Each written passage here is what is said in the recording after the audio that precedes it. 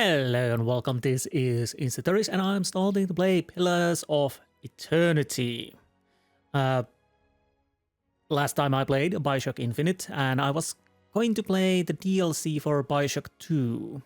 But then I took my little holiday break and I started to feel that I kind of want to play some kind of an RPG. I had few ideas: Mass Effect Legendary Collection, Pathfinder series, and then Pillars of Eternity. Mass Effect, I will play that eventually, but I'm not really ready for a BioWare RPG. It's not that long since I played the Mass Effect, so yeah, there's that. Pathfinder seemed interesting, but also I read it's quite hard. At least the Kingmaker, and also the second one. I can't remember, the Wrath of Righteous, whatever. So those are something I probably have to learn a little bit before I try to play those, maybe. But then we had a Pillars of Eternity. I was going to play this eventually at some point. Now, well, it's now. As I haven't played the Pillars of Eternity Deadfire, the second one. Well, I started to play it, but never played it through. This I have played once. So, and also I played it on Xbox on Game Pass for a little while. So basically, this is, well, let's talk about a little bit game. Again, the first episode is going to be a bit slowish. I'm going to make a character. We are seeing tutorials and yeah, there might be not that much action in the first one. And to be honest, this Let's Play will be most likely quite slowish. Because it's a, well, it can be a quite long game, and well, I'm not the best player, so there's that. But I'll continue with that thought later. So Pillars of Eternity was released in 2015. It was after a successful Kickstarter. I think there was over 77,000 backers, and it raised over 4 million. I think I'm checking it. Yes, it says, yes, 2012. And it was released in 2015, and it is a spiritual successor to Baldur's Gate, Icewind Dale series, Baldur's and Icewind Dale series, and Planescape Torment. This is a true and true isometric game. Definitely, if you have played by Baldur's Gate, Icewind Dale, or Torment, Planescape Torment, you definitely recognize the game. Even the Pathfinder, yes. So this was released on 2015 for PC, 2017 for PlayStation 4 and Xbox One, and 2019 for Switch. And I do have both of these DLCs, White March Part 1 and Part 2. So, yeah, I started to play. I bought this as soon as it was released. I started to play it in 2015. I was checking my achievements. I played the Act 1 at that time. Then there was a bit hiatus, 2 years. 2017 I continued to play this. And then a little break, and then I continued to end the game in 2018.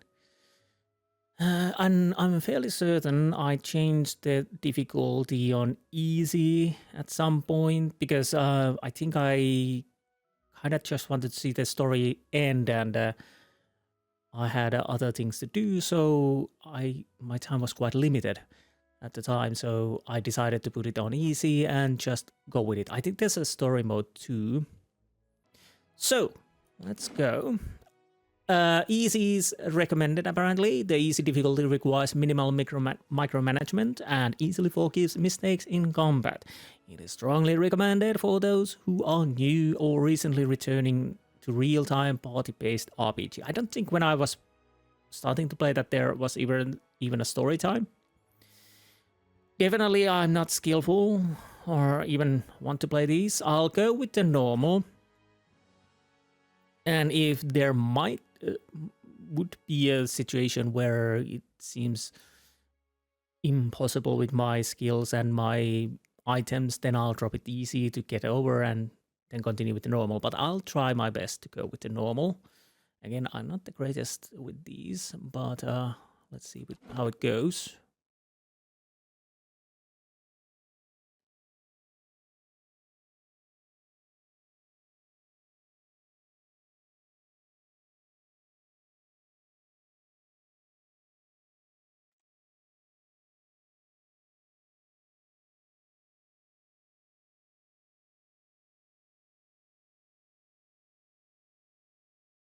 Okay. 5 wagons grope blindly for the path on a starless night, their master glancing ever upward to the skies for assurance that he is on the right course. A dim lantern his only protection against the encroaching darkness. But the skies bring no comfort, shining no light, betraying no hint of what they know. The caravan carries travelers bound for the frontier hamlet of Gilded Vale, you among them, where a local lord has offered land and wealth to settlers from abroad looking for a fresh start. You have taken suddenly ill, sweating and shivering, and one of the other travelers signals for the caravan master to stop on your behalf. He pulls up just in time to avoid plowing into the trunk of a fallen tree that bars the way ahead. You will go no further tonight. That's fine. So, yeah, we do have some reading here, but I'll have to do most of the reading. So we have to see how that goes, because there's quite a lot of reading at times. But yeah. Okay, character creation. Male or female? I guess I'll start with the male. I kind of know what I'm gonna play, but we'll see. So, just next. Human, most likely. Resolve and might gets bonus. Aumawa. Whatever. Might +2. Dwarf, might +2. Dexterity -1. Constitution +1. Elf, dexterity +1. Perception +1. Orlan. Treebeard. Well, no, not really. Resolve +1, might -1, perception +2. Orlans are the smallest of the Keith races. So, yeah, humans, Haumau, dwarf, elf, or Keith. Though many cultures don't consider them to be civilized at all, those horrible barbarians. Also notable for their large ears, as you can see. Humongous ears, yes. Two-toned skin and hirsute bodies. Orlans are commonly found in Air Clanfath, the Ixamiddle Plains, and parts of the Durwood. Yep. As you can see, these are names they are throwing at me already, so it will be fun to read these. They are known for their mental intensity and sharp senses. Godlike. Well, it show off. The godlike are children of the Kith, civilized races who, well, it says that, yeah, okay, who have been blessed with physical aspects associated with the gods, though some do not consider it a blessing. These aspects may take many forms and often come with mystical powers. Aberrant head shapes are typical, and godlike are unable to wear protective headgear. Yeah, I can see why. As it's near impossible to find anything that fits, and the flames probably don't help the thing. Because of their unusual nature, their inability to reproduce, godlike are often viewed with fear and wonder, dexterity and intellect. I'm a boring, I'll go with the human, yes. Humans commonly called folk, yes, folk, are the most common race in the Durwood, their Empire, Old Valia and Valian Republics. Though not as large as the towering Aumau, or Aumaua. Humans are known for their strength and willpower, and these are the mighty Aumaua, are the largest of the Keith races and are commonly found in or near oceans. Though not truly aquatic, they have an affinity for water, and many of their civilizations, such as Ravatai, are based on naval dominance. They are known for their unparalleled strength. So, Dagon worshippers, fine. Dwarves, by virtue of land covered and number of colonies settled, dwarves are the most well-traveled race in the world. They are commonly found in Durwood, the Valian republics, and almost any colonized land. Dwarves are known for their great strength and tenacity. Dwarves are beasts in the sword races, I think. I can't remember, but you never toss a dwarf. That I do remember. Elves are the dominant race in Air Clanpath, and the white that wends and are extremely common in the Derword and Eder. Elves are known for their speed and intelligence, as well as commonly isolationist nature. So, yeah, we read everything. So, yeah, this is a first piece. There's gonna be quite a lot of reading. I'll have to see if I read everything or something or whatnot. But anyways, human it is. Oh, I'm going there. So I could be a meadow folk, ocean folk, or savanna folk. So savanna folk, Nightland, come from originally from just south of the equator, and with the exception of some groups that migrated north, have remained in the same location for over 10,000 years. Their name Natlan literally means original.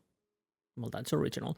While quite common in red Seras, savanna folk are not usually seen in the Derword and the Valian republics. Fighting spirit once per encounter 5 seconds after being reduced below 50% endurance, fall temporary gain bonuses to accuracy and damage. That's not that bad. As you can see, we can see these pop-ups. So once per encounter means you don't have to rest between. I think some of the spells do that, but I don't know if they do from the start or is it later. I don't know. We learned that, hopefully. Endurance. So basically, you have endurance and hit points. As we can see, damage reduction goes straight to their endurance and health. Health, sorry. Potions and healing magic such as from Paladin, Priest, or Druid can restore endurance in combat. When a character endurance reaches 0, he or she will be knocked out, but she's not dead yet. A knocked out character can be brought back in combat through the use of Revive ability. Otherwise, a character will regain all of their endurance at the end of combat, assuming they are on the winning side. So, endurance is the short-term survival ability, as it says on there, and the health is the long term. And when health goes 0, you are dead. D-E-D, dead. But we will learn that. Oceanfall, Kalapandra originate near the equator on the other side of the globe and are currently the most widespread human group in that region. But they have also migrated to the far reaches of the world. Oceanfolk are the dominant culture in the Valian republics, and are also common in the Derword. I kind of want to say always Deadwood. Good series, but Derword, yes. Fighting spirit once per encounter, 5 seconds after endurance. For temporary game bonuses. Wait.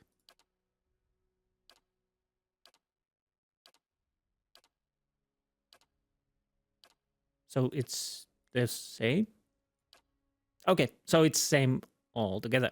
The most common humans in the Derword, the Meadowfolk, or Tirtan have lived in that area almost 2,000 years. Meadowfolk traditionally live at the edges of elven forests, working the open plains, hence their name.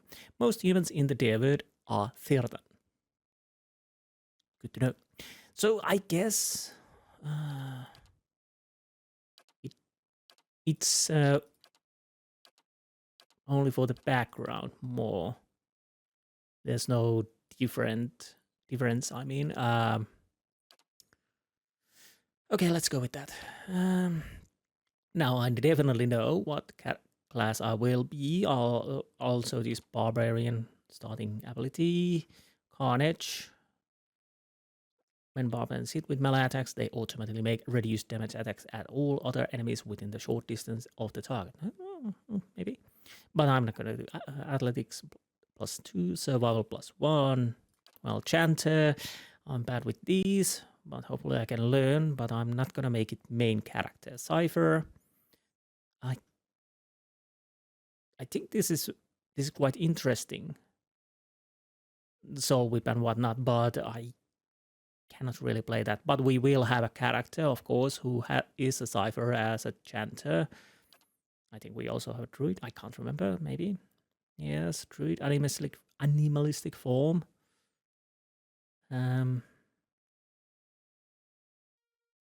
Variety of and some support-oriented spells. Every 2 levels, druid automatically gain access to additional set of spells. Yes. Fighter, your run-of-the-mill fighter, still. I was thinking fighter first, but I kind of do something else.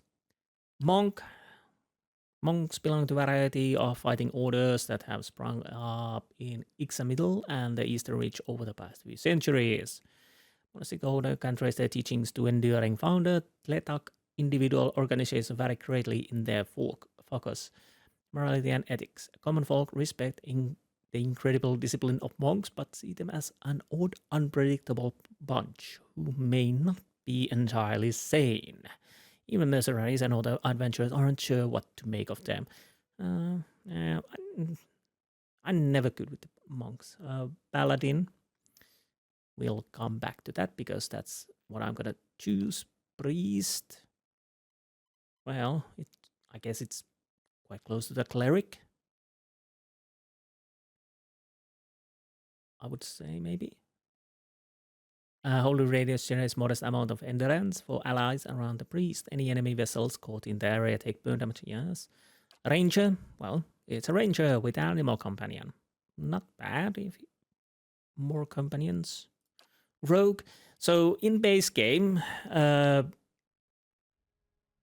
named NPCs, there's no rogue character. So that is something to think. With the DLC, you can have a rogue character, but it takes a little time to get that.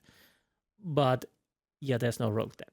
But mechanics, although important to find traps, open things, and find secret things,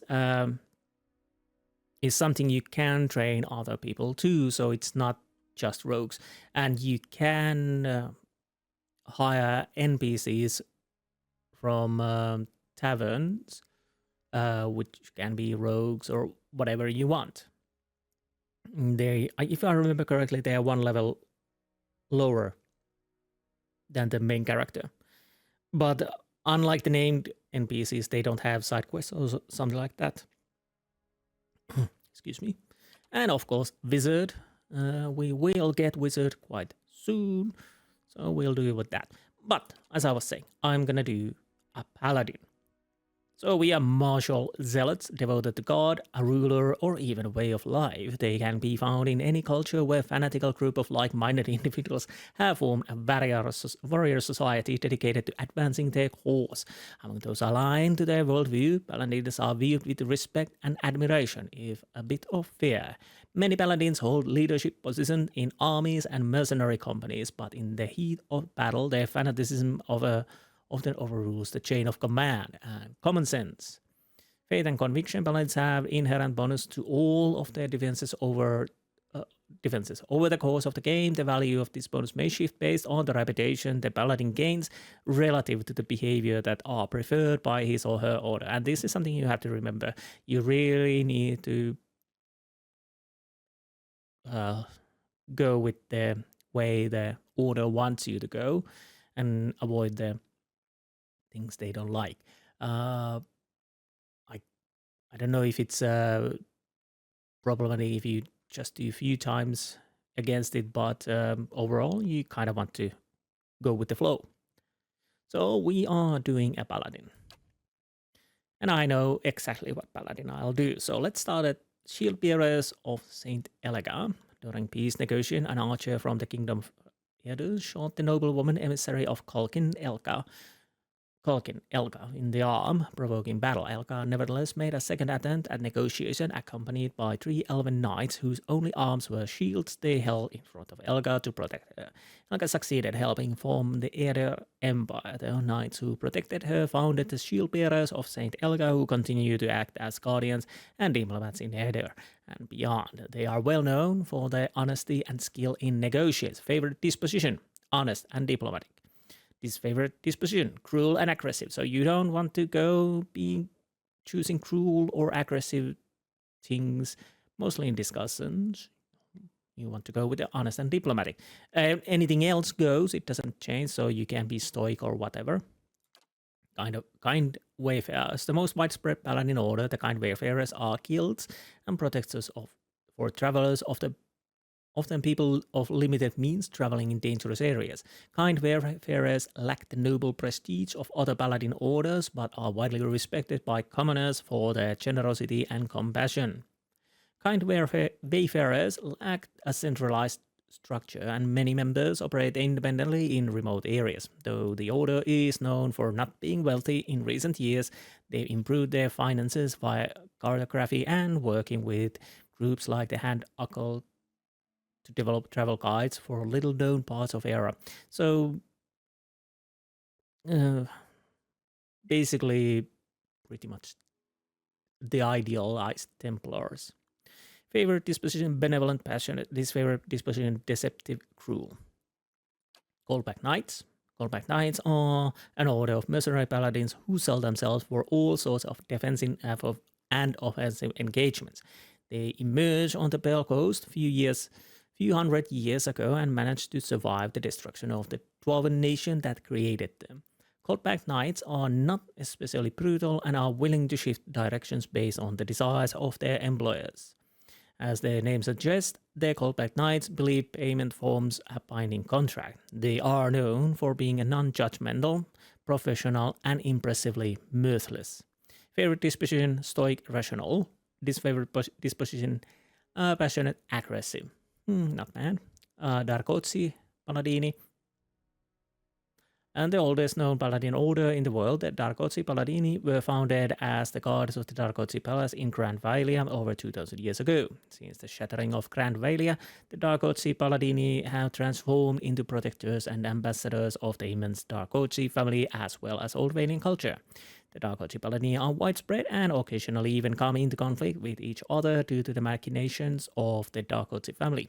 Paladins of the order are renowned for their wit and love of life, passionate and clever, and disfavored disposition, cruel and stoic. But we're not going those. Now, last but not least, the Bleak Walkers. Bleak Walkers are soldiers dedicated conducting warfare mercilessly and with extreme brutality in order to bring swift end to conflicts. Because they are renowned for their terrible and unyielding nature, most nobles will only call on them as a last resort. The Bleak Walkers' behavior reinforces cruelty because the quickest resolution to a battle is one in which the Bleak Walker's arrival is announced and surrender immediately follows. To ensure that people understand that no mercy will be given by Bleak Walkers, they never give quarter under any circumstances. Favorite disposition: cruel, aggressive. Disfavorite disposition: benevolent, diplomatic. So usually I go with the more good-natured characters, but when I was playing in the Game Pass, I think I started with the Bleak Walkers, but as I said, I never played that far. I kind of want to see how it goes, so we're going with the bad ones. Paladin abilities: lay on hands or flames of devotion. Calls upon the paladin's inner fire, causing their equipped weapons to burst into flame and adding burn damage on their next attack 2 per encounter speed instant. Lay on hands. Fueled solely by belief, the paladin is able to heal with touch of his or her hands, recovering substantial amount of endurance for the paladin or an ally within range. Oh, that's... Ooh. 2 per encounter. Plus 54.9 endurance over 5 seconds. That could be good at the start. Excuse me. So, lay on hands or Flames of Devotion. Full attack. 5/8 cross plus 5/8.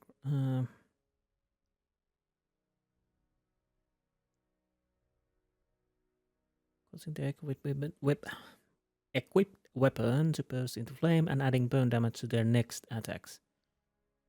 I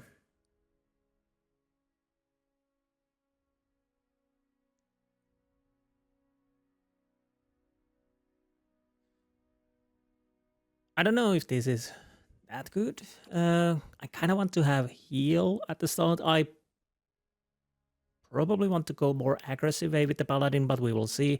Good thing is you can retrain your character completely through attributes and whatnot. So there's that. You can retrain your companions too, but not attribute you unless you hire them from the tavern. Well, I'll go with that. But I'll go with the lay on hands because I think I might need healing at the start at least. And the annoying part is I don't know if I need that or this will there be some kind of a greater lay on hands or something like that.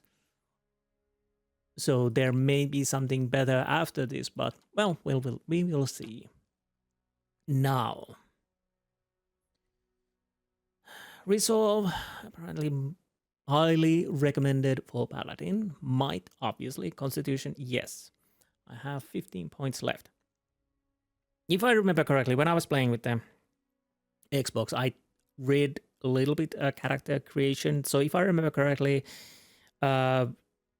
especially in normal, you really don't have to min-max. And I kind of go with a more balanced. I'll have to check. Perception is what? Perception represents character senses as well their instinctive ability to pick up on details. But that doesn't mean I don't think it's only mechanics that is used to spot hidden things. So there's that. In the interaction, it can be used to catch someone in a lie.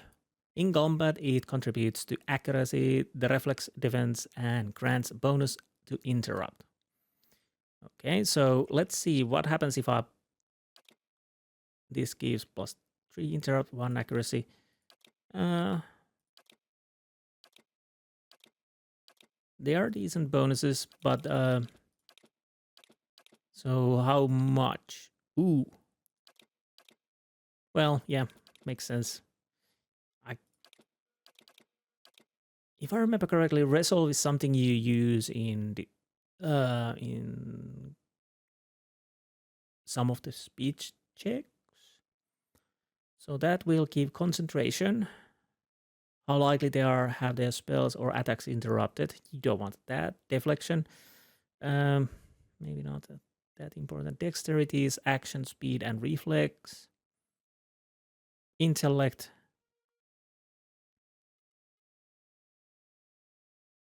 Represents characters' logic and reasoning capabilities. I'll probably keep most damage and healing, endurance and health.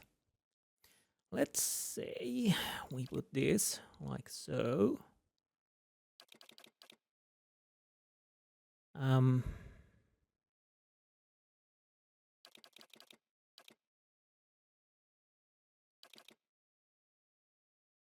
Question is, am I making this too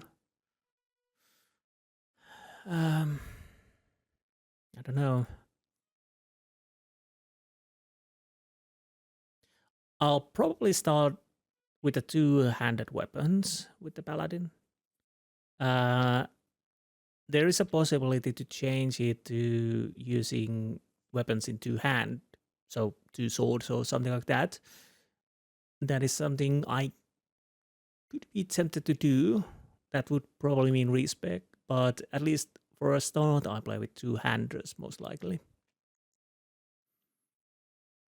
Perception gives accuracy, so point here would give a little bit.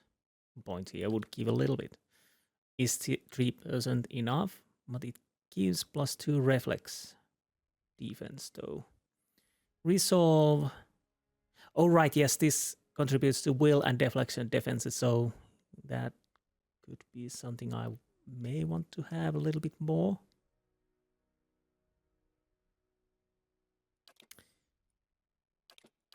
Um,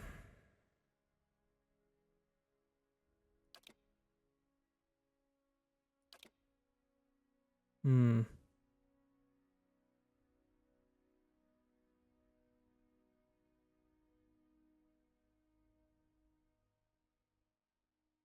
I'm a little worried about the reflex save, but also the will save would be nice. Of course, I could.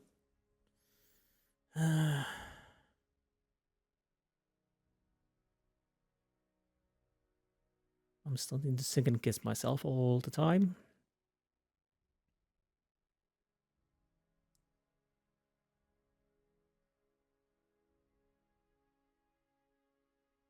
Oh, it contributes to will. And contributes to will. Oh, those both are contributing to will. Okay, that's nice to know. Fortitude and fortitude. Okay, so and these both are for reflex. Ah, that is interesting.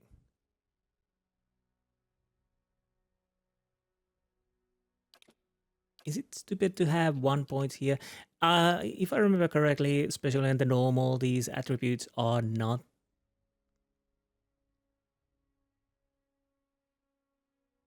that problematic altogether. I know this is quite of a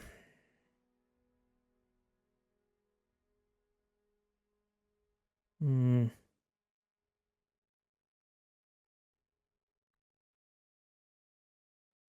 damage, 10 fortitude, 25% endurance and health, 10 fortitude. Accuracy is quite important.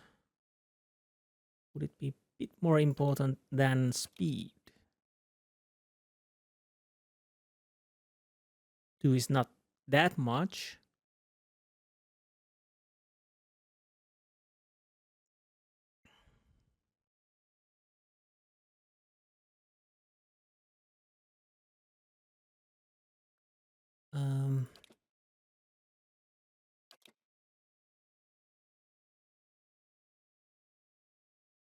Okay, I'll go with this. This is probably bad, but let's go with this.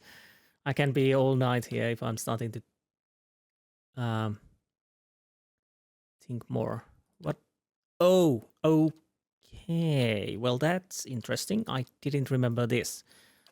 So the white that wins, it would give 1 perception. A large cracked southern expanse, polar ice. The white that wins is a home of pale elves and small colonies of daring explorers. Okay, the living lands in mountainous region of a large northern island renowned for its diversity. Might 1 +1. Rauatai, Constitution +1. Intellect +1 if from Old Valia. Ixa Middle Plains, Resolve +1. That's actually not bad. Deadfire Archipelago, Dexterity +1. Aether Empire is currently the largest and most powerful force in this part of the world. It is centered around the equator and has a tropical climate, though the empire has colonies in numerous areas of the world. Greater Aether is at its heart and house says the majority of its human and elven nations. So that would give resolve 2. It actually changes with a little bit clothing too. This would give me a 2-hander.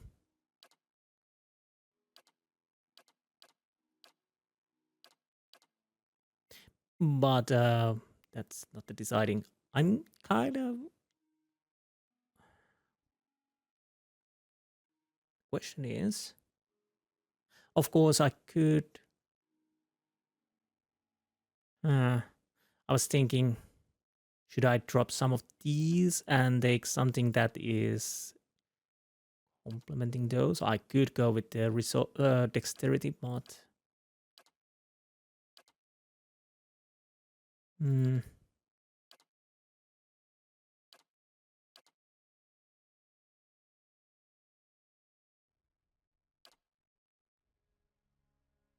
I'll go with this. Now the background. Lore +2. Oh, that's one thing. Lore represents a character's accumulated miscellaneous knowledge and trivia, often of occult or esoteric topics. Outside of conversation and scripted interaction, lore is used to activate scrolls. Higher lore values allow the character to use higher level scrolls. So basically, any character can take a lore and they can start using scrolls, which is nice. And also, as it says, it is used in discussions, so it's kind of important. So that could be something. Survival. I definitely want to get survival up too. This would give stealth and lore stealth. Stealthing, I'm not doing that much. Obviously, you are moving in stealth, but I guess a few points for everybody is enough. Stealth and mechanics, stealth and survival, athletics, mechanics. Athletics, few points in there is something I kind of want to do. Mercenary, athletics, lore. That could work because I kind of want to have the lore, but I also want to have athletics. Lore and mechanics, athletics, survival, lore. So I'm thinking, play and battle is your way of life. You solve your problems by pulling out your weapon and applying force. Or aristocratic, you've lived your life amongst the nobility. Your days have been marked by lavish meals and extravagant parties. Your conversations peppered with talk of pedigree and bloodlines. I'll take the mercenary. Now, colors, I don't know. Let's check the head first. Is there a... So I don't have anything on my face or hair. So that. So I can see the head properly. I can't zoom in, but... Okay, let's see. That seems a little bit potato. Or potato. Well... I don't know. Maybe. Primary colors. What would be... yeah, that works. So, oh, it would be pants. So which one would work better?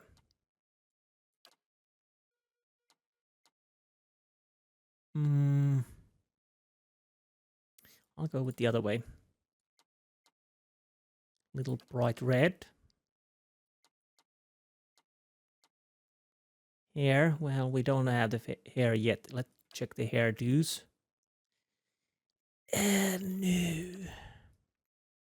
No. No. Of course, then we have to check the portraits.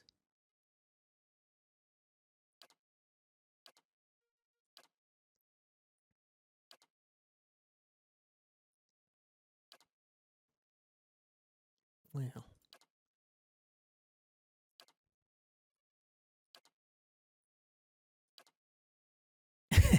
No. I'm thinking more...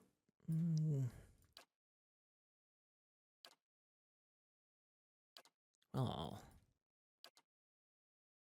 Welcome to the wasteland. Honestly, this is... this is a bit hard. What kind of a hair colors? Let's put a little bit more... Well, too fucking blonde. No. Let's see that first, so I can see the hair. How would they look a little brighter? That is... Maybe I should check the portraits and see if I could somewhat match the picture. I'm starting to think without hair, honestly. That could work. Oh no.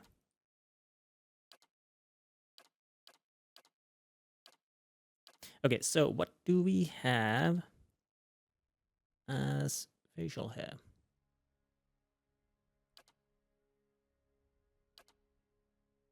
Yeah, no.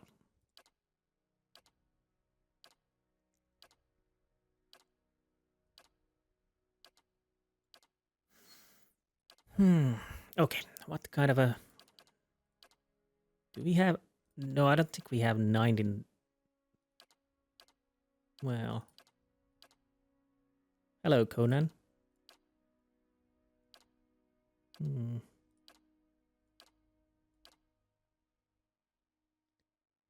That is quite Viking look like, maybe.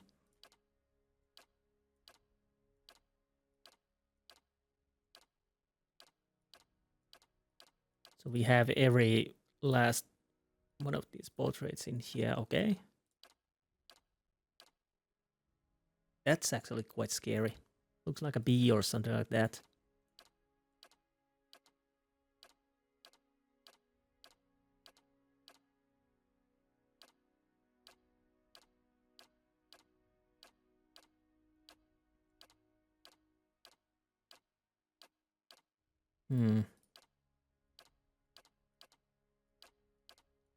Few dwarves. Hello, Legolas. Oh, something like that.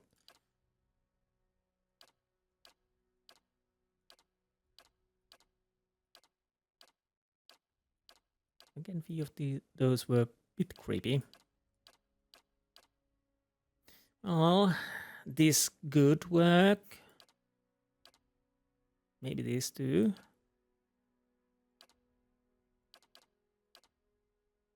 I think when I first played, I used the Viking, and I'm fairly certain when I last played, it might have been this. So this is tempting. Now let's see. Here would be... I don't think we... Again, if I'm using helmet, so... Why I'm using facial hair, I don't know. To be honest, why it's first, I don't know either. So do we have anything that could closely resemble that hairdo? Probably not. This is too long.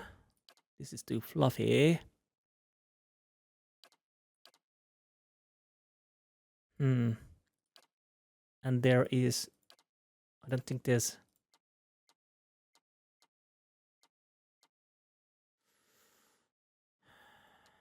Well...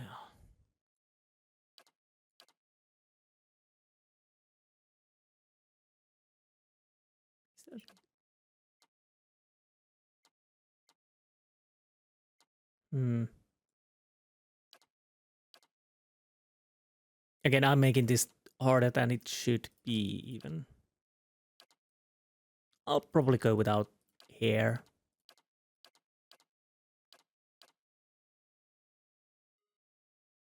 Yeah, they look alike. Let's go with this. Or do I want to have a facial hair? But not yellow, obviously. Do we have a nice mustache so we could twirl that like evil? And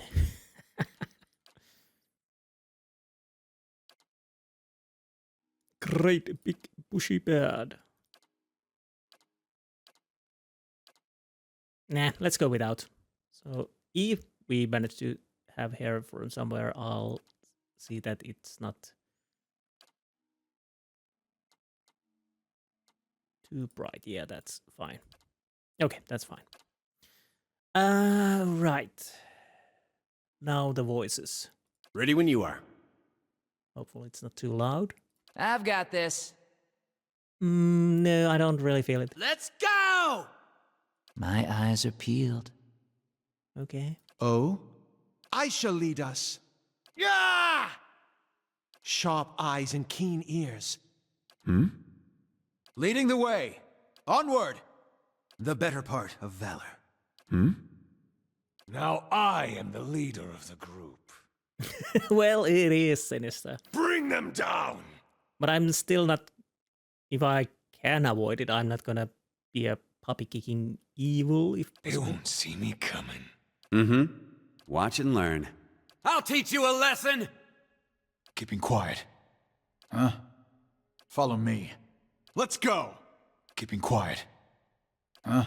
Maybe this. I'm flattered. Ah! Quietly now. I'm here. Okay, let's Follow go. me. Let's go with that. Hopefully it's not too annoying. Of course, name. So, it took a while. I'm sorry about that, but again, it will always take a while. I should have probably thought these numbers earlier, but, well, it is what it is.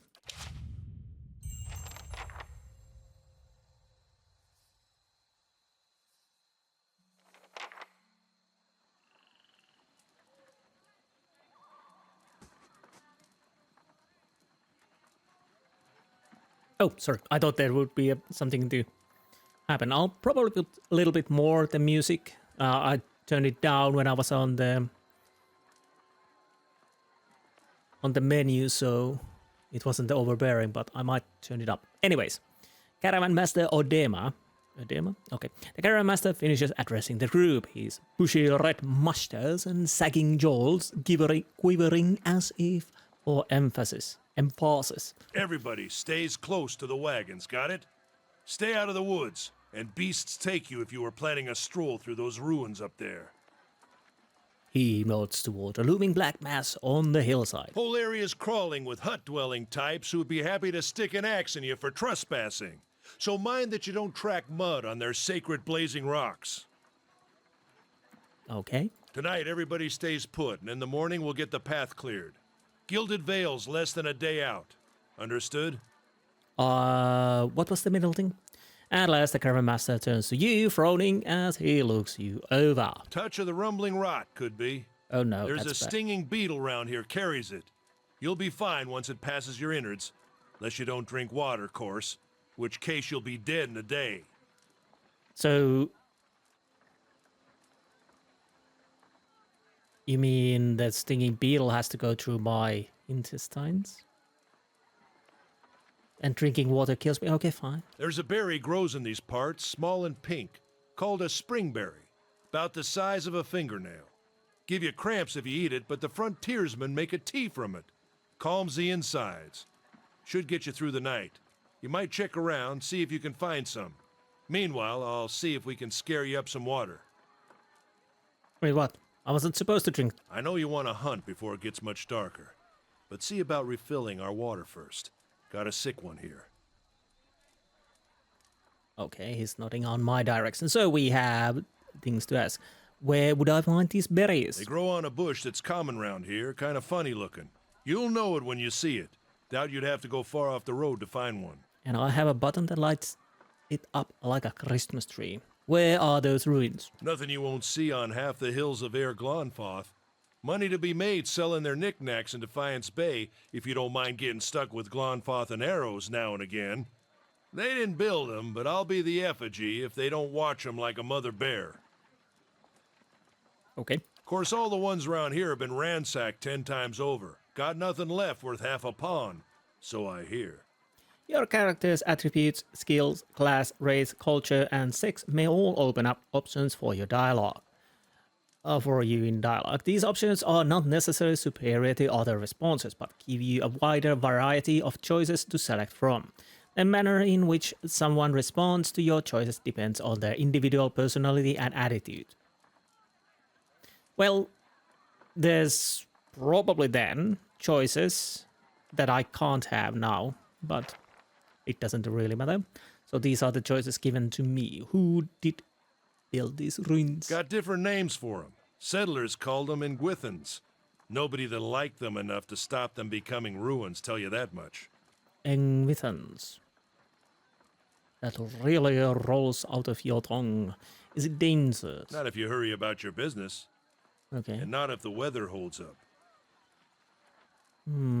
He does not elaborate, so the weather won't hold.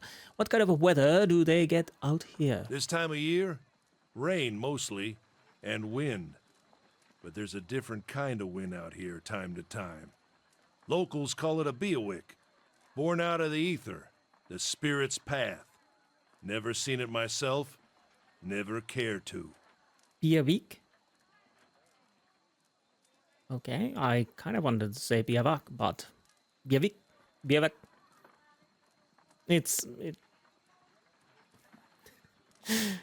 He doesn't understand your dialect. They don't got Adra where you come from?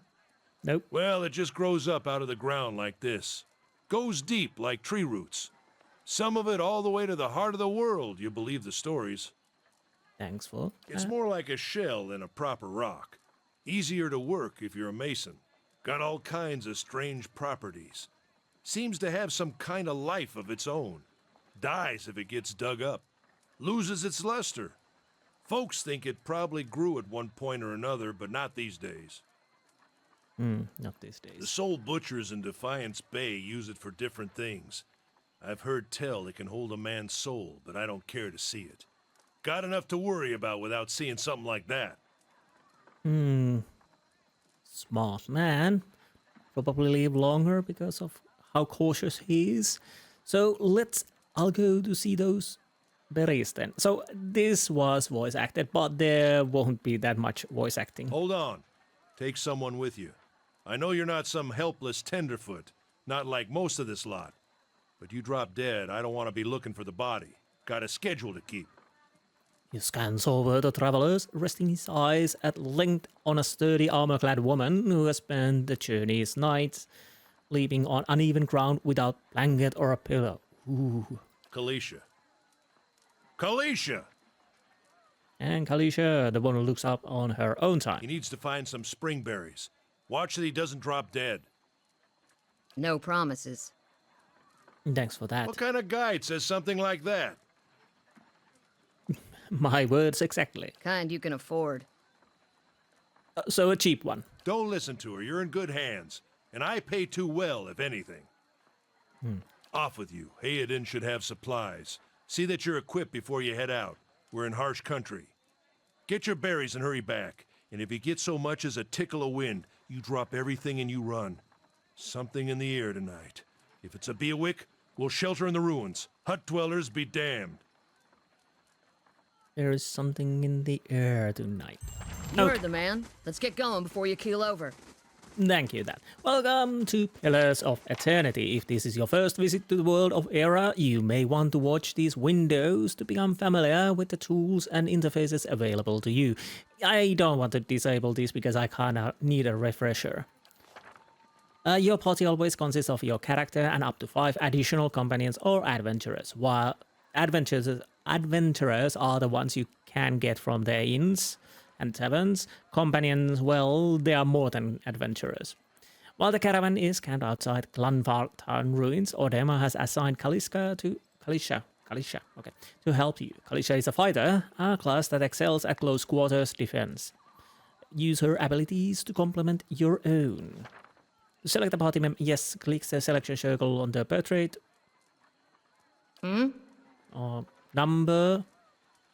Number button that corresponds to the position. And to select multiple party members, click and hold anywhere. Yeah, this is the basic or... And also a quick button for that. Yeah. Click anywhere on the screen. Well... When selected action bar is hidden to see an individual character option, select only that character. So if I do so, and now we have this action bar here. Yes. Okay, that's enough. So we can obviously zoom in, zoom out. Inventory, let's check. So if we wouldn't be able to use our stats, we would have only this inventory. So that would mean you have to be very careful what to pick up, and obviously if you want to sell stuff, if you get full in inventory, you have to sell stuff, but we can use our stash, so that makes things easier. I do have a sword, one-handed, a medium shield. Well, those are fine. So what are characters saying? We have stealth 0, athletics 3, grants second wind. Oh right, that heals 2. At least at the first time it might be a nice thing. And lore 2, use level 1 scrolls. Nothing on mechanics, nothing on survival. We'll probably get those at some point. Abilities. Fate and conviction. passive, +4 deflection, +8 to all defenses except deflection. So that is passive. Fighting Spirit. Passive requires endurance below 50%. Effects +7 accuracy and +15 damage. Oh, right, that's the from our background. Lay on Hands and a Second Wind. Second Wind is once per encounter, fast, self 40, base +20. So that, if I remember correctly, it is good at the start, but it starts to lose its power once you go further. We can check Kalisa. First level fighter, Meadowfolk, same as me. Durwood, Explorer. Might 17, Constitution 14, Dex 10, Perception 12, in 12. Rest quite similar to mine. She has Athletics, Lore, and Survival. Constant Recovery, which is the fighter skill. Charged by the rush of battle, the fighter will continually regenerate endurance at modest rate. So 6.1 endurance per 3 seconds for 49.5 seconds. Fighting Spirit, same as ours. Knockdown. Shows the enemy with enormous force in knocking them prone and causing additional damage. I have to remember use these because I'm bad with the micromanagement. We have a primary making slash. So our main health is 263 and endurance is 53. Yeah, we can see the personal stats. What else we have here? We have attack, cancel, select attack space, formation, camp. We don't have a camp supplies. Scouting. Scouting mode is used both for stealth and for finding hidden objects like traps and secret containers. While scouting, your character's selection circles will start to fill with yellow when the character is starting to detect them. Once the circle fills yellow, the character is suspicious and will move to investigate while the circle fills red. If the circle becomes fully red, your character will be discovered. A character's ability to find hidden objects is based on his or her mechanics skill. A higher mechanic skill allows them to find objects at a greater distance. So if I remember correctly, moving toward a character accelerates how quickly they will detect you. If you actually touch the selection circle of a character with your own, you will immediately be detected. Unlike, I don't know about the stealth in this game compared to Baldur's Gate and whatnot. If I remember correctly, I never used that much, although I played the rogue when I was playing the first time. But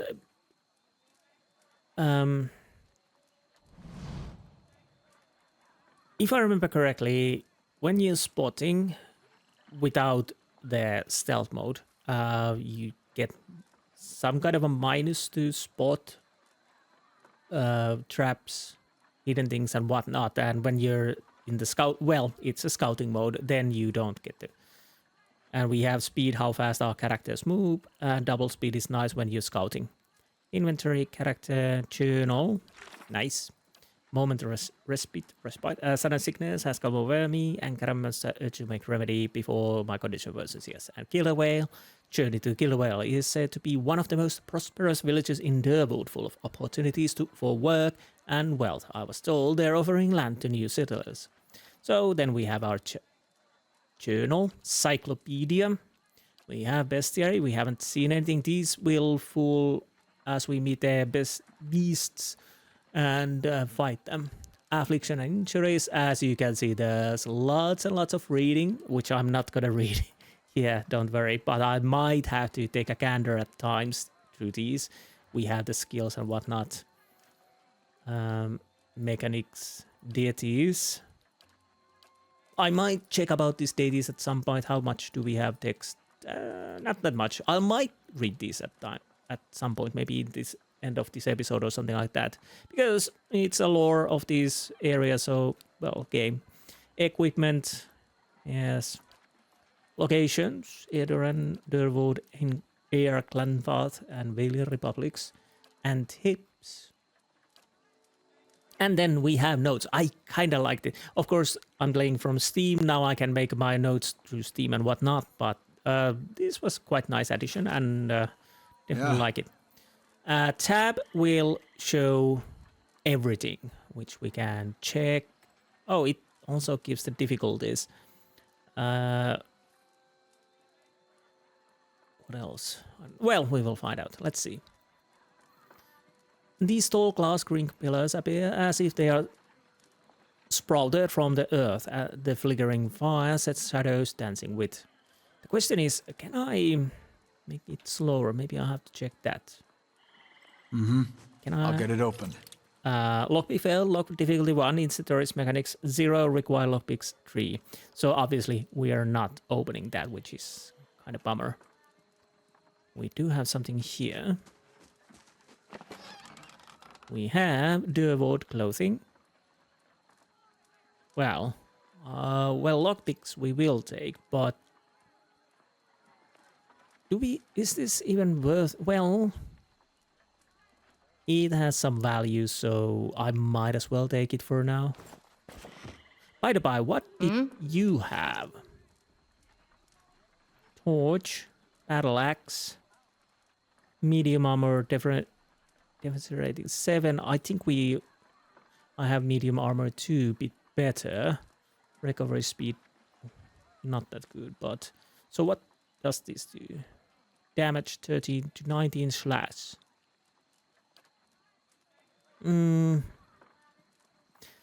Bloody hell. I was thinking I might steal something from her, but to be honest, there's nothing to be had. Most people you encounter in the world are neutral or friendly. You can interact with them by clicking on the selection circle.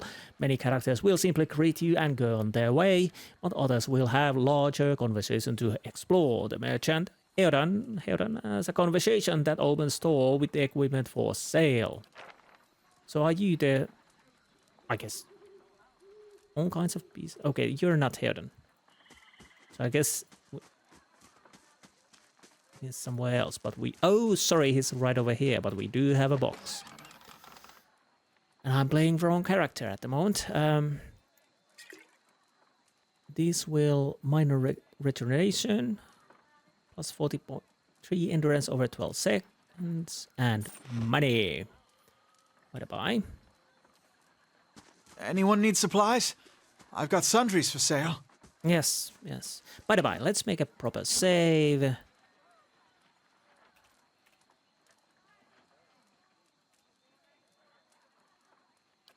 And I think F5 is quick save. Yes, that will be used quite often.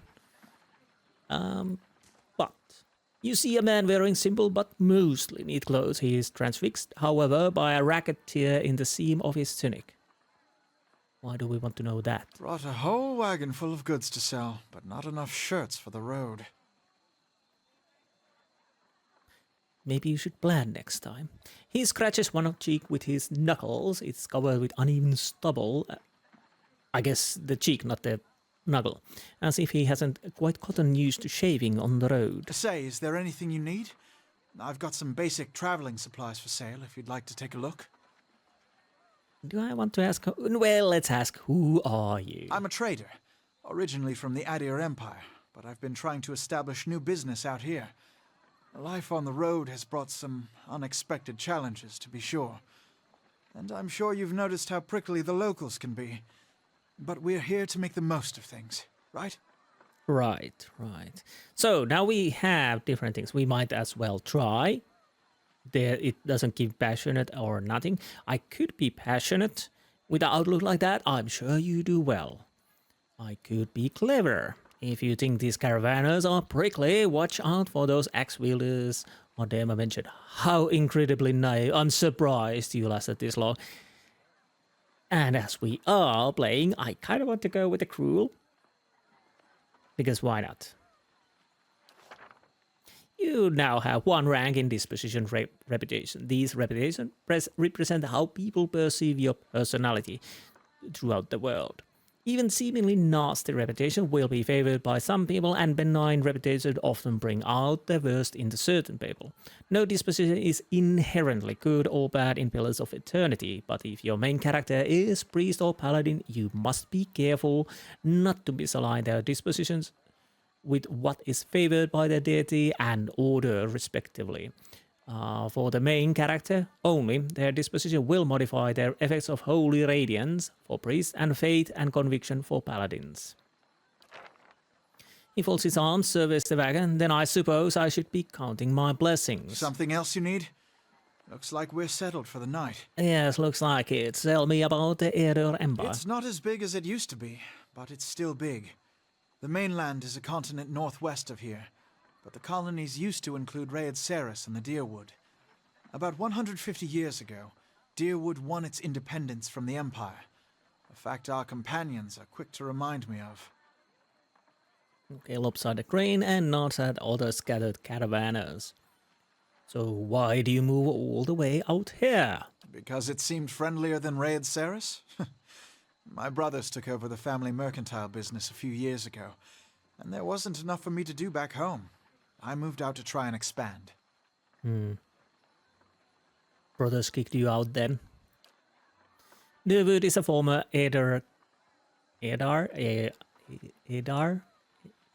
whatever, colony, so it seemed like a good place to start. And as much as I admire the Red Serens' work ethic, they've always struck me as a little fanatical. Are you suggesting something here? Sounds reasonable. That's high-minded of you. We are not going to with the diplomatic. Seems like you got the short end of the stick. I can't remember. I could be... I'll have to check that, but I think I could be rational. But let's go with the sounds reasonable enough. Let's see what he got. Great sword. That would be two-handed. 420 slash and pierce damage. Not bad. You kind of want to have maybe a couple of different weapons. So, depending what kind of a damage enemy needs. Stores allow you to trade and sell your items for copper pieces. Items in the store inventory. Merchants buy items from you greatly reduced price. If you sell something, you may see it appear in the store's inventory with much higher cost.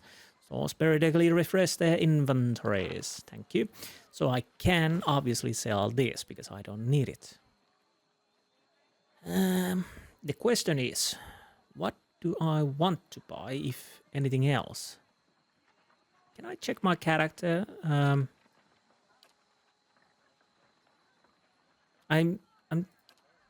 You have transaction. Okay, so the problem is, wait, what is this?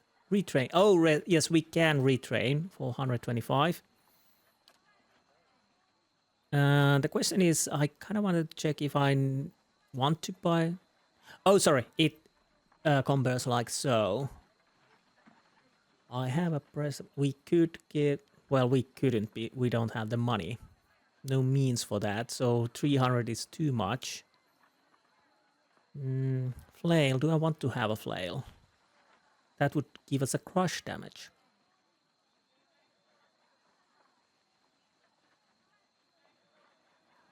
What did the shield do?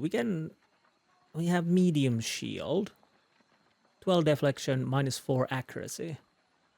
So it gives deflection, not defense rating. Let's check that. Deflection. Deflection is the defense used to resist direct melee and ranged attacks against the character that are not area of effect. It is defined by the character's class, level, and resolve, but may also be influenced by shields, certain weapons, talents, and other effects from spells or items. And it influences how likely the attack is to affect the target. And this will drop the accuracy, yes. And yeah, we can enchant things at times. And the question is, do I want to even have those?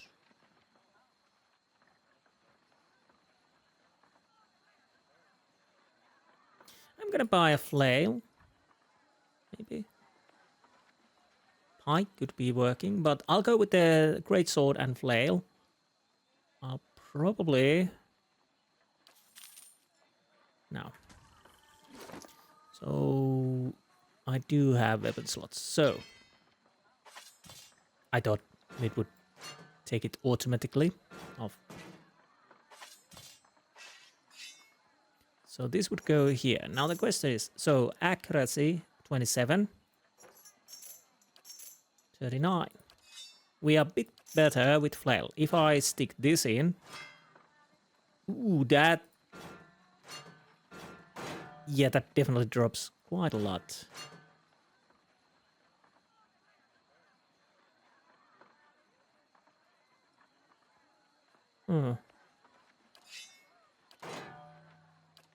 And yes, we have potions, things to craft, food that gives us bonuses and whatnot. I'll have to check on these. The question is, so that would be 10 to 15 and 39. This would be 13 to 18 and 39. Piercing and slashing. While this, well, this gives the same, yes. Maybe I don't use the shield yet. I'll keep it for now.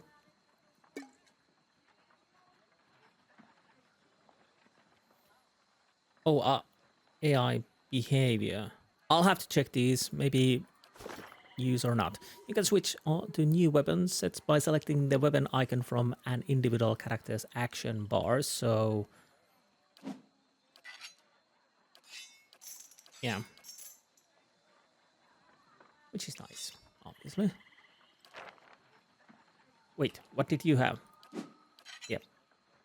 Seems about right. I'm gonna sell the sword. Something else you need? Looks like we're settled for the night. I'll keep the shield, just in case. Probably don't need it, but this is how we roll. Now, what does the map say? We are here. This is not a huge map. So, let's make it so that I'm scouting and also sneaking, but going faster. So, as you can see, now it's getting red. So that means the caravan is spotting us. No, she's not spotting her, but I think it is spotting me, though. Why is it smaller? How odd. Now we have a few horses here. Hello, horsey. What is this? This is ingredients. Orange cradle added to the stash. Okay, that's nice. For crafting. Oh right, we need to get something else. Collect some spring berries. Okay. Let's make a quick save. The fallen tree doesn't budge. Not looking forward to trying to lift that thing tomorrow. Sap oozes from a jagged wound in its trunk. Okay. Well, that is something we have to do tomorrow if we want to leave from here. If I'm not using the quick speed, we would go like so. It's quite slow. So when mapping areas, exploration is key in Pillars of Eternity. As you make your way through the Eastern Reach, open the area map to see what parts of the map you've already been and what's left to explore. Yes, as you can see, we have explored this area, but we still have some to explore. So what I usually do is when I go to the new area, I'll try to map it out as much as I can and then decide what to do. But we'll see how it goes. What is this? This is party AI acting. Well, let it be for now. I'll have your water soon enough. Stream's not going anywhere. So you're just standing here. Why is it small? I didn't remember it small. I thought it would be a huge... Well, it doesn't really matter. And now we are losing the sight. we have something here that is admits word added to stash. Not the ingredient we're looking for. The bad wines. We shouldn't stray too far. Narrow canyon back the way you came. Grooves in the road mark the passage of hundreds of caravans. Oh, it reads there. Okay, I have to remember that, so maybe don't. Let's check by those outcroppings. Ah, a young wolf. But he hasn't spotted us yet. I do have the right weapon. So how close we can... Well, oh, I totally forgot I got this fast speed. Pillars of Eternity Combat uses possible real-time system because you will often manage more than one character at a time. It's a good idea to pause the game, issue orders, and resume real-time to see orders play out. The options menu also contains many choices for automatic pausing when the certain conditions are met. Example, the start of the combat. Yes, I kind of want to check. One thing I kind of like to have is it makes the time go normal once we spot the enemy. But I'll have to remember that. Of course, we could go half speed in the fight, and that is a possibility when things getting harder. We don't know about defenses, we don't know about damage reduction yet, but we will learn while we try to beat it dead. One of your characters has been engaged in melee. We can see the lines there. They immediately stop moving. If they move again, they will provoke a disengagement attack from the enemies engaging them. Your character will also automatically engage enemies when they initiate attacks against them with melee. So if we now move her out, the wolf would attack her, and if the wolf would try to come towards me, she would get an attack on it. All characters in the game, friend or foe, have 4 primary defense against attacks: Deflection, Fortitude, Reflex, and Will. These defenses are based on the character's attributes, level, items, and other effects. Accuracy is compared to the appropriate defenses when an attack is made. If accuracy is below the target defense, the attack suffers a penalty to the roll, and it's more likely to result in a miss. If accuracy is above the target defense, the attack is more likely to result in critical hit. Damage reduction: an enemy DR reduces the incoming damage by a listed amount down to a minimum percentage. If you are having difficulty hurting an enemy, try switching to a weapon or attack that does a different damage type. Most enemies are strong against 1 or 2 damage types and weak against similar number.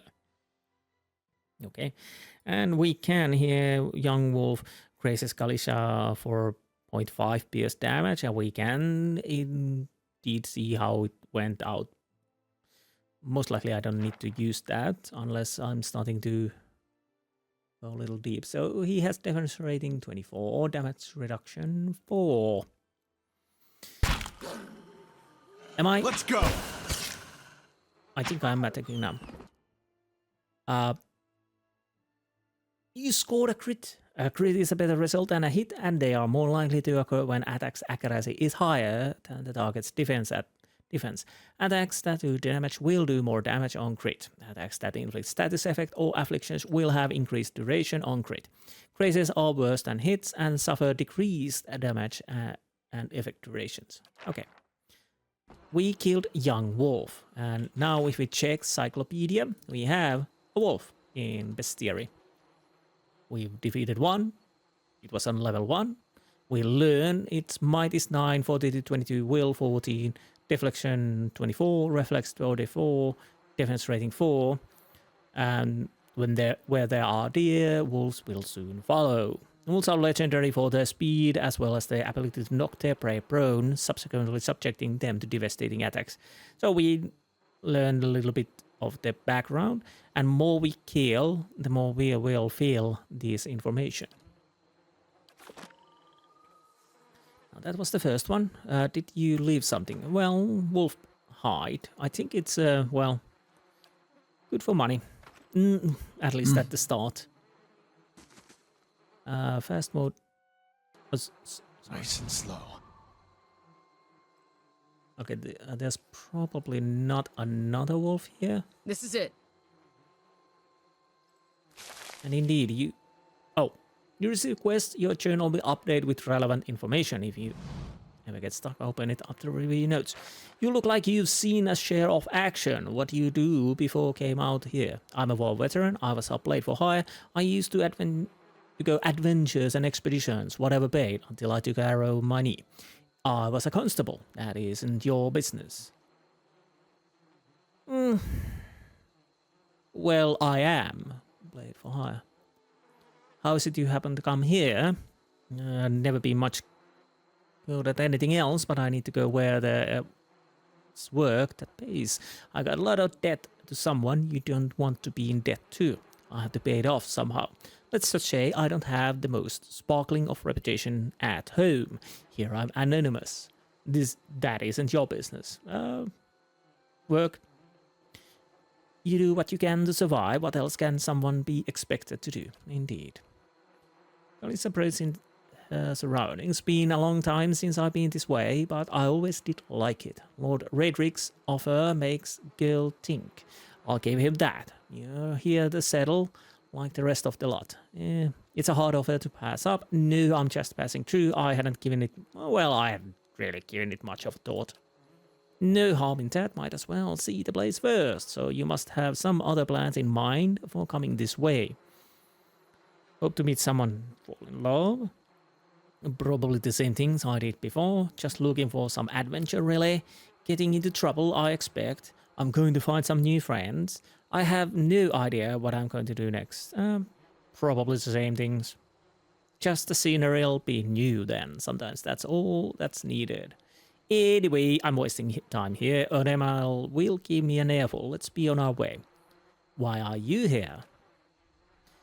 Vanessa sighed unevenly. Her eyes searched the ground on her feet. My sister moved out here sometime back. She sent me a letter. She seemed worried, but that's how she always is. This time, though, she asked me to come out, and that's got me a little worried. I haven't seen her in ages, been doing quiet work in Ixamiddle. But I do anything for her. She's much better woman than me, so I'm here and we'll see. Odom I worked with before. He doesn't usually drive a route this way, but he's doing it for me. Well, that's nice. I've got simple needs. I like open skies and far horizons. I find work that lets me live that way. My family wanders too. We started in Deerwood, but my parents ended up in the Living Lands, sorry. I got a brother in Rautai and another in Eder. My sister is in Gilded Vale. She's the only real homebody. And Deerwood, I'm not much of a history, but from what I know, it used to be part of the Eder Empire. Broke off after war some years back. The locals here are feisty. That's how they like it. Okay, that's enough. You know, I wouldn't hold my breath that Sparfel's getting you water anytime soon. He does what he feels like, when he feels like it. We should check up on him first, slap him around a little. Stream's just down the way. Come on, let's get your water. So, yes, let's get our water. I'll still sneak a little bit. So if we see a wolf, we can deal. Wait. Was it?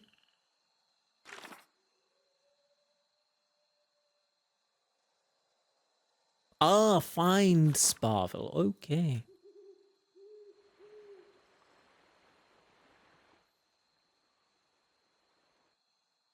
What is that? I might as well pick it up.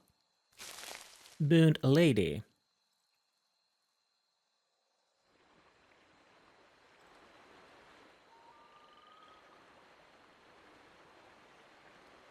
Now anything else?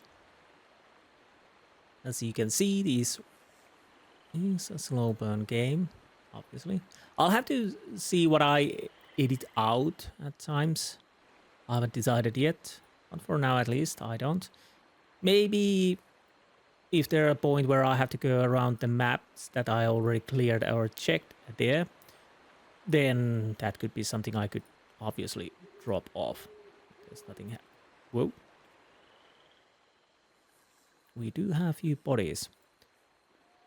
Travelers maybe, or looters, or bandits. Bad sign in any way you figure it. The corpse is cold to touch, and ripe smell wafts from it in putrid waves. A dark, crusted, bloodstained besmirches its simple linen clothing. Okay, do you have anything to steal? You have a leather armor, and you have a lockpick. So I can't remember how the lockpicks work. I'll have to check that.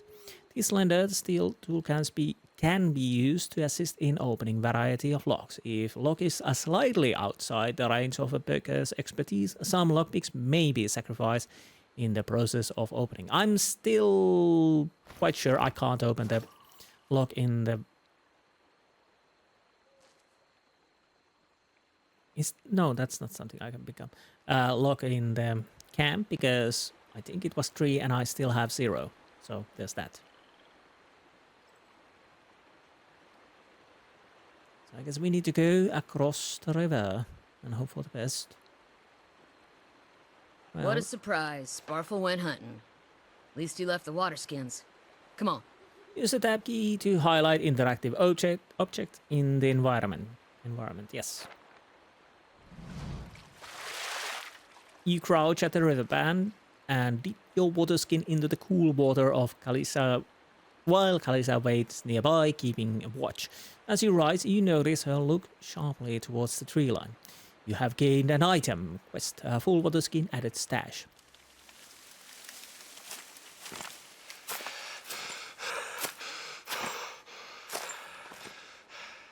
Out of the trees emerges Pavel, one of their guides, barely discernible in the dim moonlight. He no longer carries his bow, and there is a strangeness to his gait. His stride wobbly as he moves towards you with labored breath. So either he's been running or he's been wounded. And there will be a part where you have these text bases, and there can be stat checks, if I remember correctly. Well, there will be a stat checks. I know that for sure, but yeah. Sparfle? Are you all right? Probably not. Sparfel's two catches on rock and he collapses forward in a heap. The feathered shaft of an arrow planted between his shoulders like an enemy flag. Well, bloody hell, Sparfel. I know you were a bit lazy bastard, but to be killed? That's a bit too much. Ambush! Oi, where did you come from? Moment's respite. So we have, what is this? Clanvatan Hunter? Clanvatan Hunter. I guess I kind of... What did I... Oh, I have a... Oh, lay on hands, yes. And second win, combat only. Regards athletics 1. So, I kind of think... What you need? Just go with the first one. Sometimes a weapon or spell simply isn't well suited, penetrating an enemy's damage reduction. When the attack hits, the defense rating will wipe out all but small percentages of incoming damage. You'll hear a character complain about it when it happens. Take a heed, note the damage type that's being blocked, and switch to a weapon or spell that does different damage type. Okay, so is there something happening here now?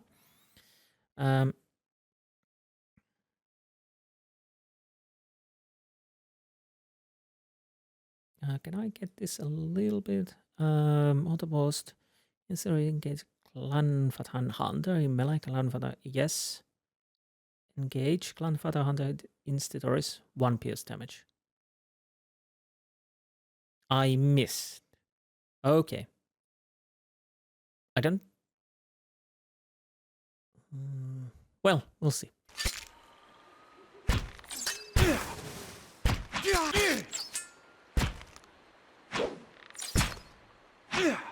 Did you die already? And let's see how it goes. So I'm making crisis slash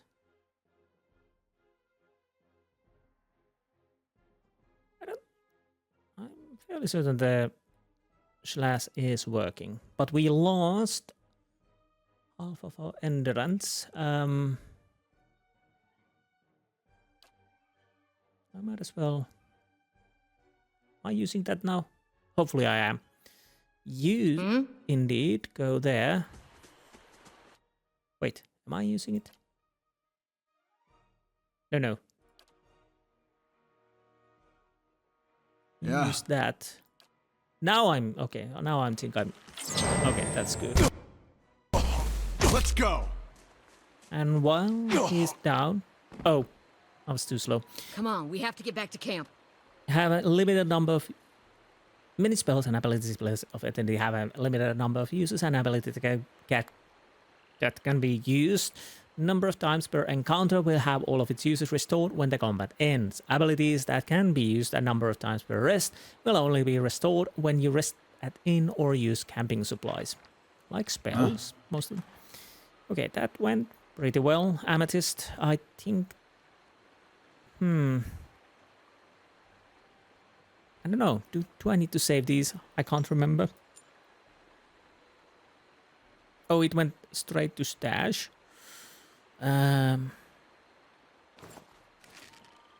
Obviously, I will take everything I can. Steady does it. Make a quick save. And now, as you can see, the endurance went back to the 53, but our health is a little less. I could actually read the excerpt on the book. What do we have here? Beer. Oh, I didn't drink it. Okay, that's good. The footprints around the campfire are indistinct and may have been here for days or longer. So let's check about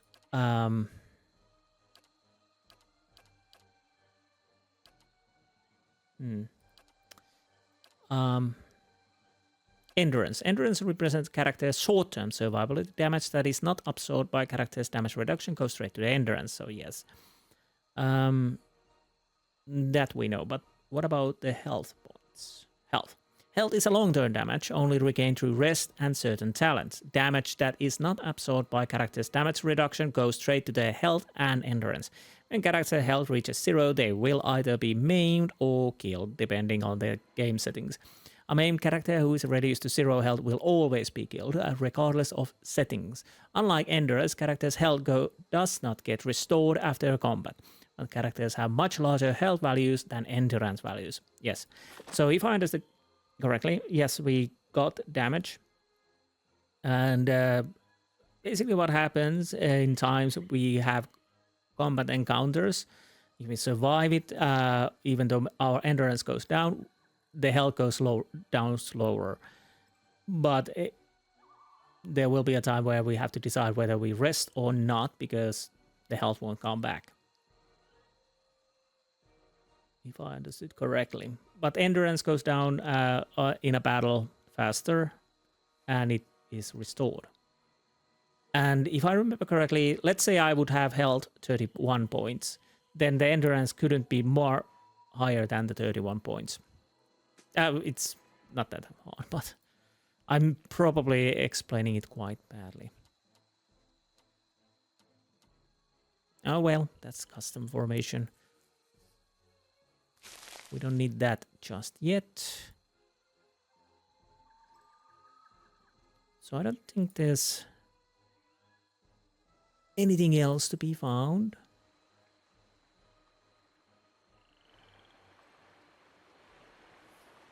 I think we've already checked everything. Okay, that is good. I'll make a quick save. Actually, I might make a proper save.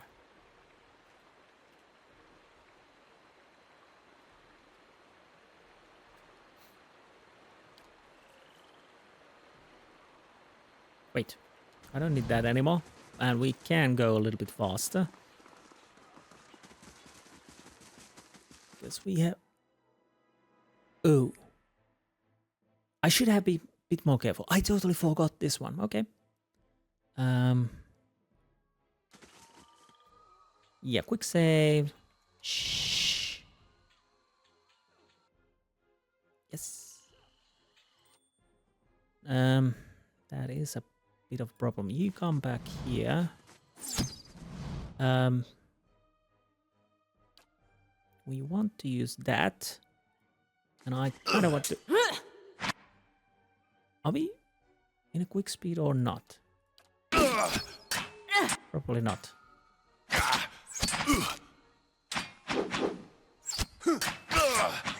Okay, that worked. What you need? Yeah. The knockdown could have worked. Can we... Okay, nice. Nice. I'm missing, apparently.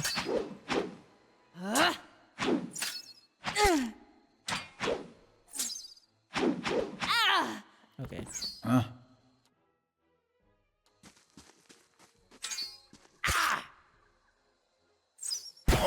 Well, this should go a bit better now. Come on. Die already. You scum.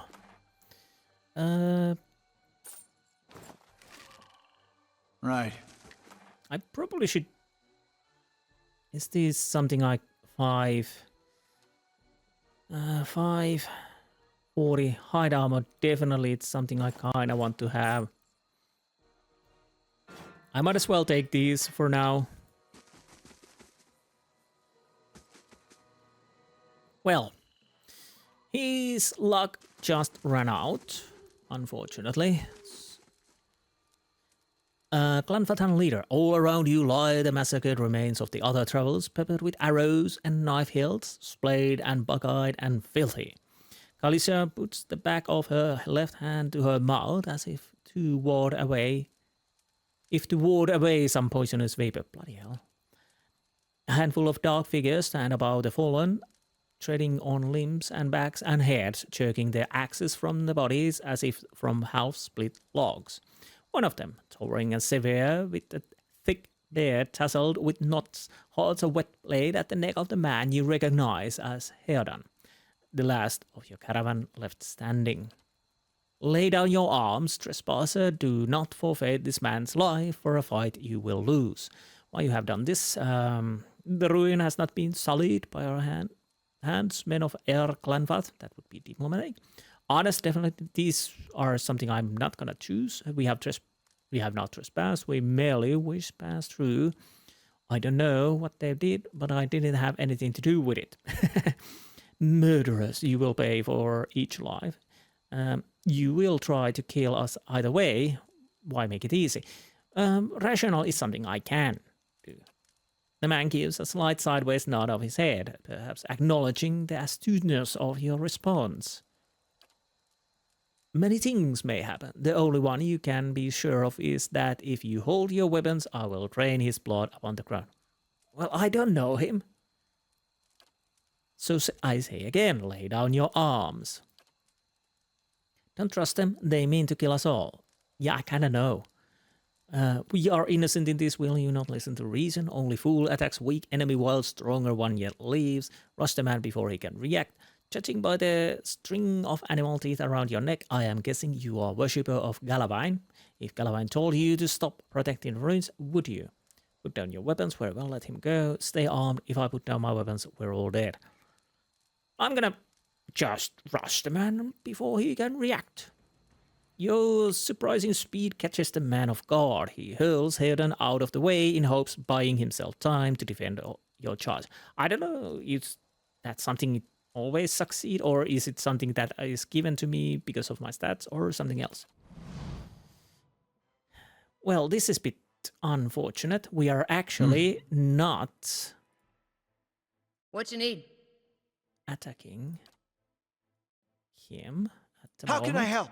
What did you have? A blinding strike. Yes.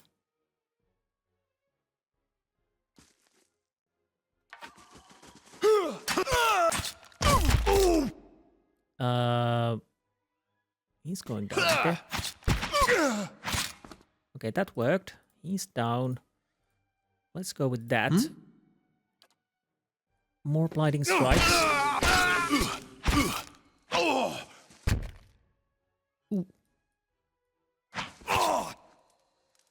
Okay.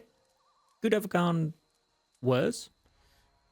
Glanfatal leader, your enemy lies supine on the ground, unable to rise. His companions now silent among the other dead. His breath comes in wheezing, fitful gasps.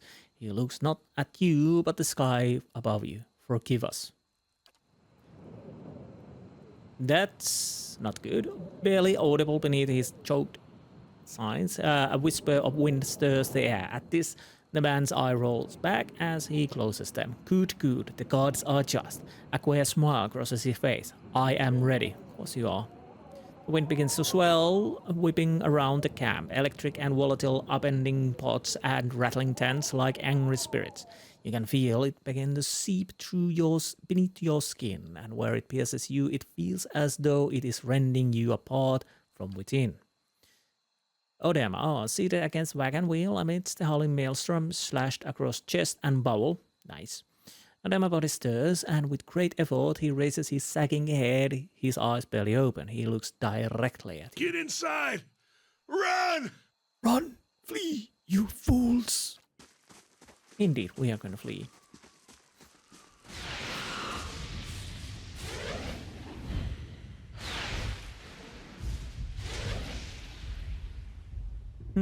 Question is this normal?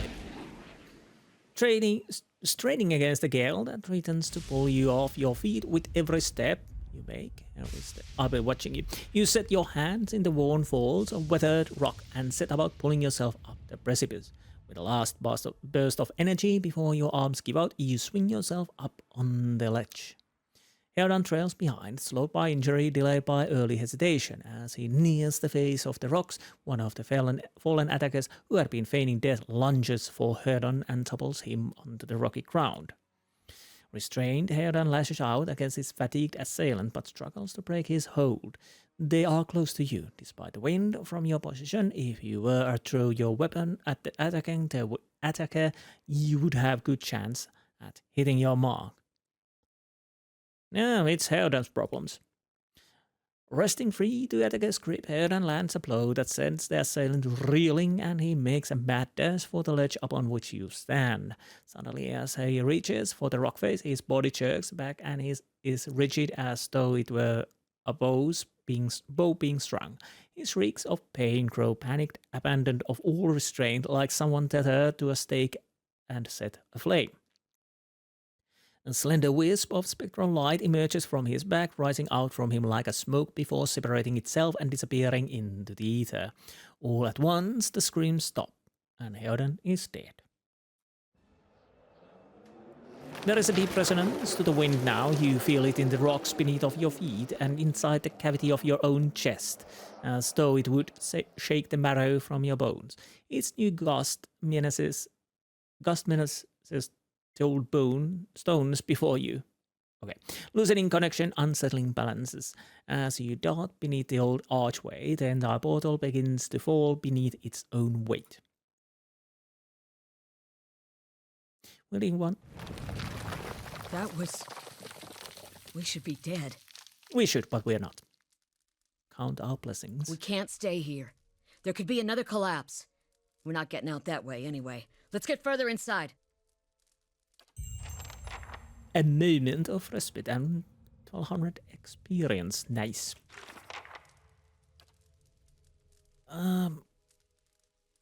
The caravan has been ambushed by Glanfaton barriers. Illness is the least of my worries now. Ruins of Silantlis. I have narrowly escaped the strange and deadly wind that tore through the valley, but now I am trapped in the ancient ruins that the caravan master told us to stay clear of. Escape the ruins, I will have to find my way through the ruins to get to safety. Heodan didn't make it, looks like Kalisha, and I will have to continue on our own. Journey to Gilded Vale. Was forced to flee in the ruins. The way back is blocked, so I'll have to hope there's another way out. Indeed, I have to. My idea is try to get to the Gilded Vale in this episode, so this might be quite long. Well, again, these will be quite long, but this is a long game, and as you can see, it's quite slow start. And yeah, but before that, before we continue deep inside the dungeon, I'll go get something to drink and I'll be right back. Okay, let us continue. I'll make a quick save just in case. Keeping quiet. A lower level of the ruins has been blocked off by fallen rubble. Okay, good to know. It almost seemed like there would be a legs inside there, so I was thinking maybe there's a human there, but maybe it's just light playing tricks. Again, we shouldn't be too far off from the Gilded Vale. We have to be careful in here. Place has been open to the wilds for a couple thousand years. Might be a lot of vermin taking shelter here. 4-legged if we're lucky, 2 if not. And 8, and I just leave because we need a flamethrower. So what happened out here? Windstorm of kind, they only get in Glenfarth, and not too many people live through them. So it's hard to know what's true. The Glenfarthan word is Biawak. To them, it's the gods' way of reaping the souls of the land that couldn't find their own way out, but reaping the souls of the land that couldn't find their way out, but they'll take a living soul as soon as dead one. Still got yours. I don't know. We look for another way out. Storm has to die sometime. Glenfarthan's characters, those be the hut dwellers, or I'm warned about, look to be fangs of Galavine, who are the witchiest of the lot. They go ruin to ruin looking for fights with colonists. Poor Odema, I think he half expected this once we lost the main road. I don't believe that. Odema would never allow it, but as much as the fangs are hotheads, Glenfarthans don't attack without being provoked. Either they saw something and got the wrong idea, or there's looters in here with us. That's not something we need right now. What about everyone else in your caravan? The wheels got hold of them now. Gods grant them better luck in their next lives. You don't seem too upset.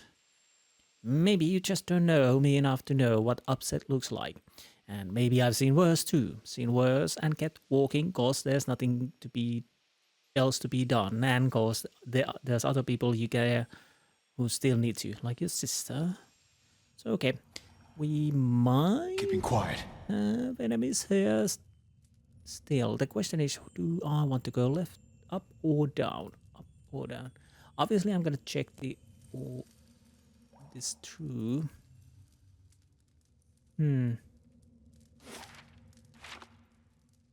Okay. Someone else has been here. We should move. Fine. Is this a dead end? It seems like a dead end. Okay, I choose good way. Small shield. Torch. How much? Cross damage. Do not especially effective in combat. Yes, okay, that gives 2 coppers. This gives 5. Anything less 5. Honestly, these are hide armor, definitely worthwhile, and leather. So I'm not gonna take it with torch. Camping supplies. I think that goes straight to stash. Well, okay. You've discovered some camping supplies. You can use these to rest in the wilderness or dungeons, fully restoring all of your characters' abilities and health. Easy difficulty allows you to carry more camping supplies, but hard restricts them severely. If you fully run out of camping supplies, try to find an inn. Most have cheap rooms available. So yes, we can't just... Can't just sleep willy-nilly. Do I not need this? This gives damage reduction. Hunting bow. Hunting bow. I'm gonna drop something now. That's 5. Okay, that's 5 too. Oh right, a hammer and chisel. Simple iron hammer and chisel useful for chipping away at hard surfaces, particularly ones that display structural weakness. Yes, there are tools which can be used at some points if you have them with you, like rope, crowbar, chisel, hammer, and whatnot. Now the question is, do I want to... So, primary 39, 10 to 15.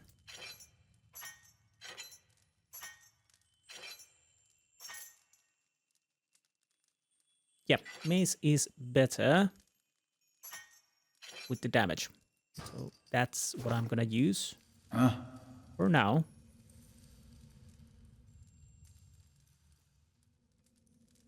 So now that we're done with that, we'll go down here and see what we can see. Probably a way out, sooner or later, hopefully.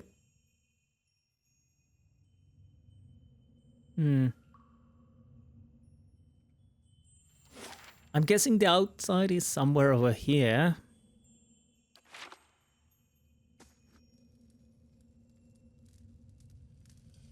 Ah. A trembling, sickly creature emerges from the dark, clutching a spear. Knobby elbows and thin ribs show through its scaly flesh, but you recognize it as a Xarib. It watches you cautiously, breathing its ragged side. Raise your arm and stand still. It's okay, I won't hurt you. Would be benevolent. I'll tear you to pieces, lizard. Aggressive, slowly back away. I'm gonna stand still. I'm not gonna go with aggressive. I could go, but let's see how it goes. The creature cocks its head and approaches you, soft clicking sound emanating from the back of its throat. The creature sniffs around you and finds nothing of interest. It steps back and resumes its defensive posture. I'm not gonna... I kind of want to see what's there, so... It launches, yes, right. Well, that's given, obviously.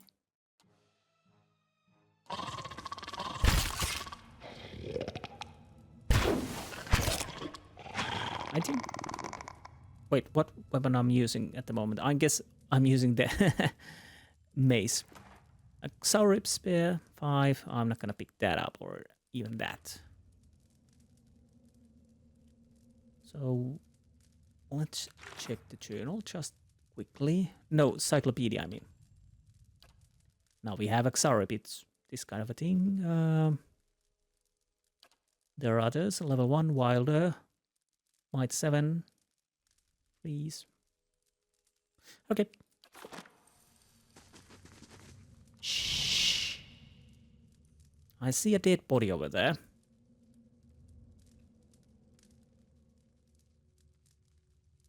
Wait, do you hear that? No. Tattered journal. This small folio is torn in several places and blood has soaked into several of the sheets. One later entry is still legible, however. I can't believe my luck. A few rounds of dice and I've got my hands on genuine Engvitan artifact. Fellow who had it said it was a pretty nothing. As far as he's concerned, he's not willing to go digging in some ruins, but if he's right about this gem leading to a hidden treasure, then that's worth sneaking past few painted elves. I'll head to Silent Lease in the morning, then it's just a matter of finding the relief that he was talking about. Okay, so we need this relief gem, and we kind of want to have this tattered journal. This would be what, 10? Okay, we gonna drop this and this. Take that. How much is this worth? 40. So we can drop this then.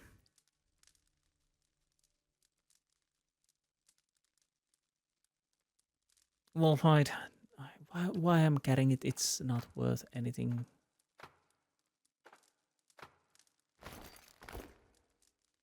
Hatchet. Do I want to use it? Probably not. Yeah, I think we're good to go. Or did I have a... Well, I do still have a little... Oh, the gem didn't go there, so... These were 5, 5, 2, and 5. Okay, might as well take the belt then. Probably not something I really need, but... As the selling won't... Those tiles look suspicious. Let's be careful. Yes, I Unconscious section of tiles marked with peculiar symbol. There may be a clue about their meaning nearby. Are you suggesting that we need to change this place full of lurking enemies? Be careful, carefully concealed secrets. Enable scouting mode in move stealthily and search. Yes. Okay. We are in scouting mode. There is a door over there.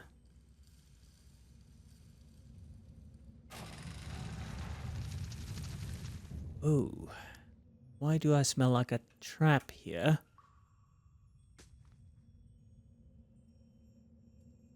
Those symbols. Just like the tiles. Got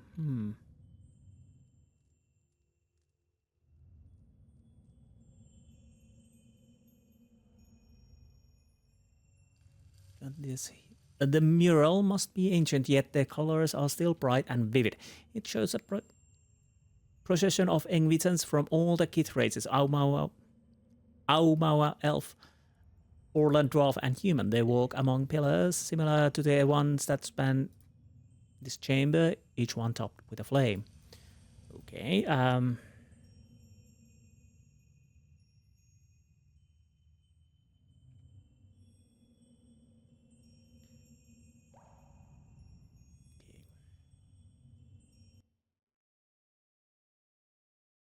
lesser black ooze, that's not a good thing.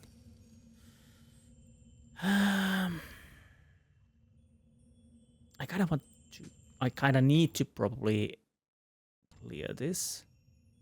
If I could only just get one of the... No. I don't want to have two oozes coming towards me. Oh, that didn't work out at all. Immune to blinded, dazed, frightened, prone, and terrified. So...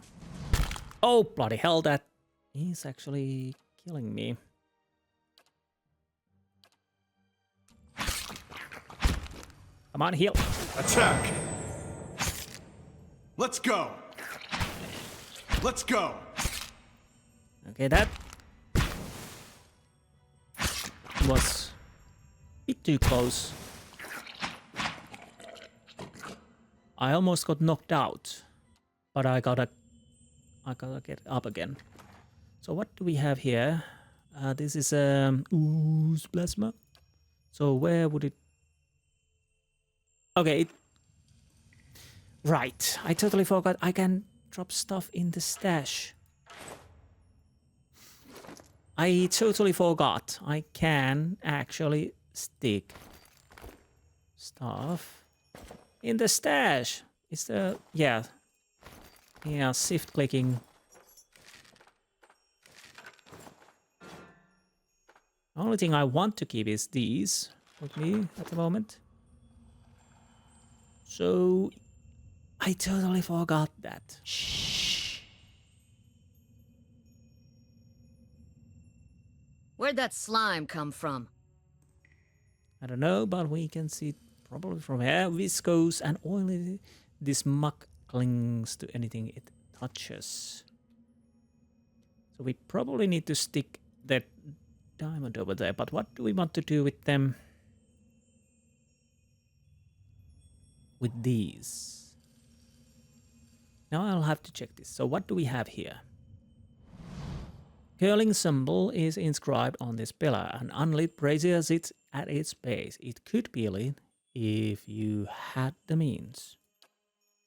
Flames kindle swiftly in the brazier, winding their way back upwards. So what did it do? Did it turn these off? I guess it did. So is the idea just to lit these and the road will be safe?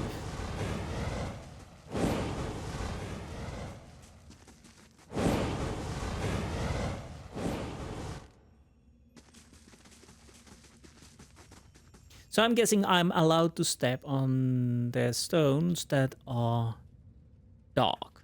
That would make sense. Anyways, before we do that, let's see if we can open this. Yeah, those bloody oozes. By the by, it seemed that the maze did work. Ooze. Defeated 2 level primordial. My 10. Freeze 4. Ah.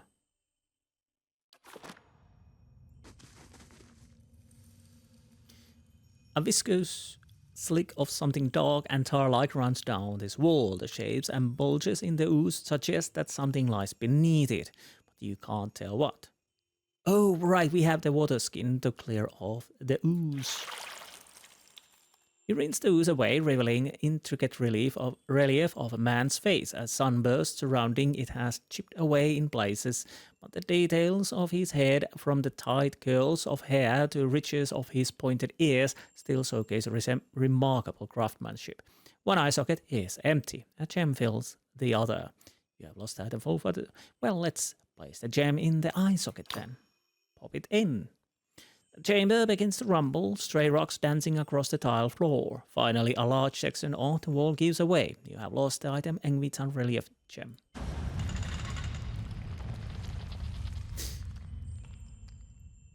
Promising, promising. Keeping quiet. Oh god. More oozes. Hopefully there's... Let's go! That's the only one.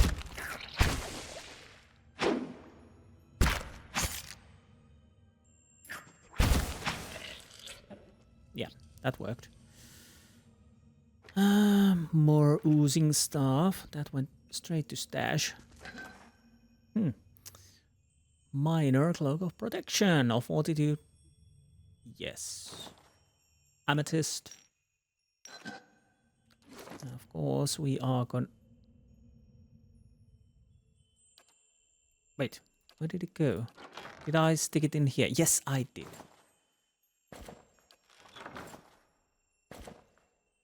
Fancy. Nice. So is that it? Not saying that's bad. Yeah, I guess that's it then. Yeah, I was thinking the puzzle would be a little bit more difficult than it actually was. But I kind of want to go and check the downstairs first. Just in case. That is what? Skulder whelp. Well, whelp. Let's go! Let's see how tough you are. That's not good. We are dazed. But maybe... Okay, that worked. So... What are you exactly? You are still... Whelp. Skulders are large mammalian creatures that dwell in the caves in total or near total darkness. As a result, they have a poor vision and rely on their senses of hearing, navigate and find prey. The protrusion and hairs of their ears allow them to detect airflow, which is key to telling direction in an underground environment. They communicate through screeches and clicks and use the vocalizations in a form of echolocation. They are communal creatures and will nest and raise young together. Oh, it seemed more like some kind of a body vampire, but that would be too harsh in this state of game. But that's okay. Might as well take it. So... Now... I don't think yes, we get experience when the bestiary, with the bestiary progress, but I don't... Well... That seems 20. Maybe I somehow remember that you don't get experience. That looks weak. Could be a shortcut. You don't get experience from the killing, but I might be totally wrong. A crack runs along a wall from floor to ceiling. A light gust of air passes through. Push the wall. Use the hammer and chisel to... Let's start with the pushing. Despite the damage, the stone looks heavy and solid. Push it yourself. Send Kalisha. Try something else. I'm gonna try it myself.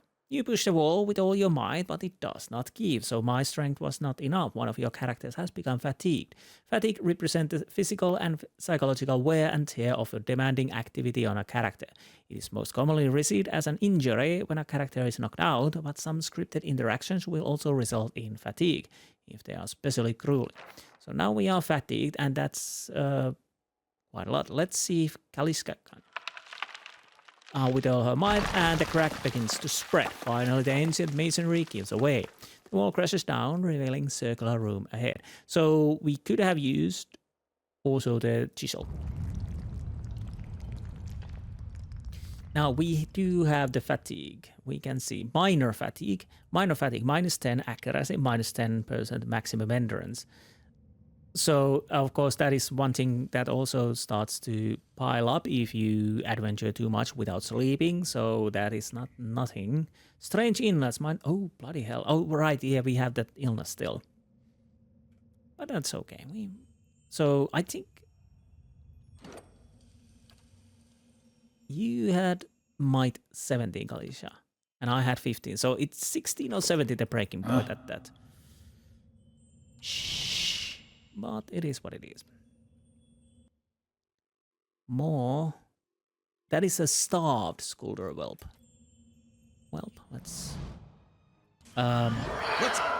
Okay, this could go bad. Especially because I'm in a. I probably need to heal myself, yes. Attack! Let's go! I wasn't supposed to move. That happened, but. And that happened, yes. Yes, let's collect some ears. Why not? We can make a nice medallion out of those. Shh. Again, this is definitely a starter dungeon, just teaching us the base. Fresh air in here. I think we found an exit. Sounds like the storm path, too. So Spear spiderling. Well, of course, spiderlings.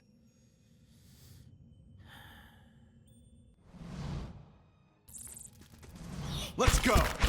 Well, let's go! It wasn't that bad. For now.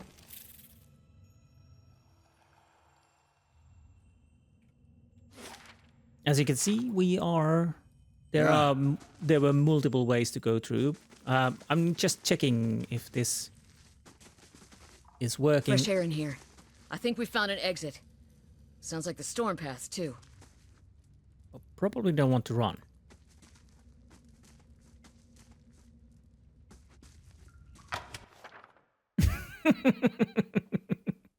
Uh-oh. When a character's health bar begins flashing red, it's a sign that they may soon be maimed or killed. Rest and in or use camping supplies to fully restore health. If a health reaches 0, the character will immediately drop. Depending on your difficulty settings, the character will either be maimed or killed. A maimed character suffers severe combat penalties and will die if they take any additional damage. Killed characters are just dead. And in Pillars of Eternity, there's no coming back. So, yeah. Okay.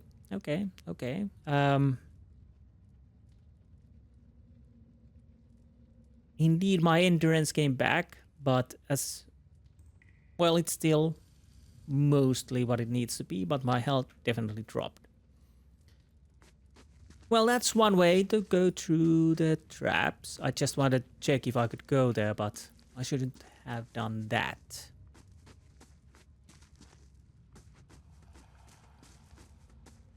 I don't know if I want to.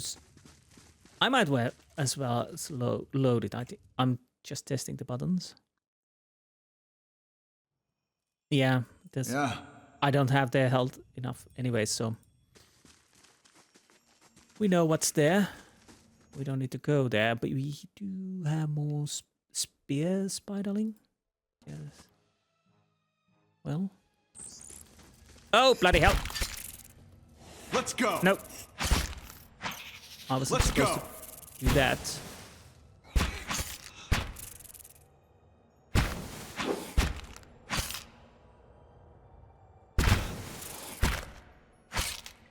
I think you guys speed this up too, maybe. But Yeah. that worked for now. Yeah, why not take the leg so we can eat it? Right. Good for protein. Shh. There is what? Bats as large as chicken, all strung in the web. Ugh. We got a rapier, nice. And a bloodstone. What does that do? Dark stone, often a deep green, but the presence of pockets of iron or red jasper resembling blood spatter give the stone its name as well as its value. I don't know if I need to save these. They might be for crafting. Something like that. What's over there? Well, a dead body. And a helm. Helmets come in many forms, from the humble battered cap to fully enclosed steel great helms. Different cultures tend toward different styles of helmets, but outside regimented armies, the type of helmet and individual wears often comes down to personal preference. That seems that it won't do anything. Oh, where did it? Oh, it went to stash. Do I want to still keep it?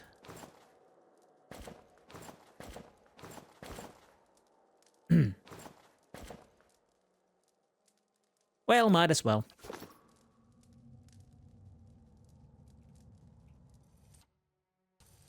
Oh, sorry, there's something over there.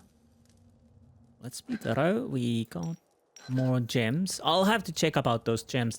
Is there a... Do I want to save maybe or not?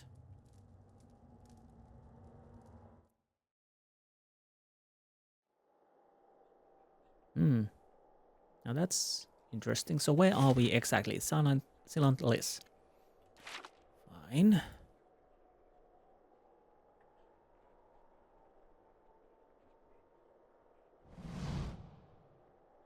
Sorry.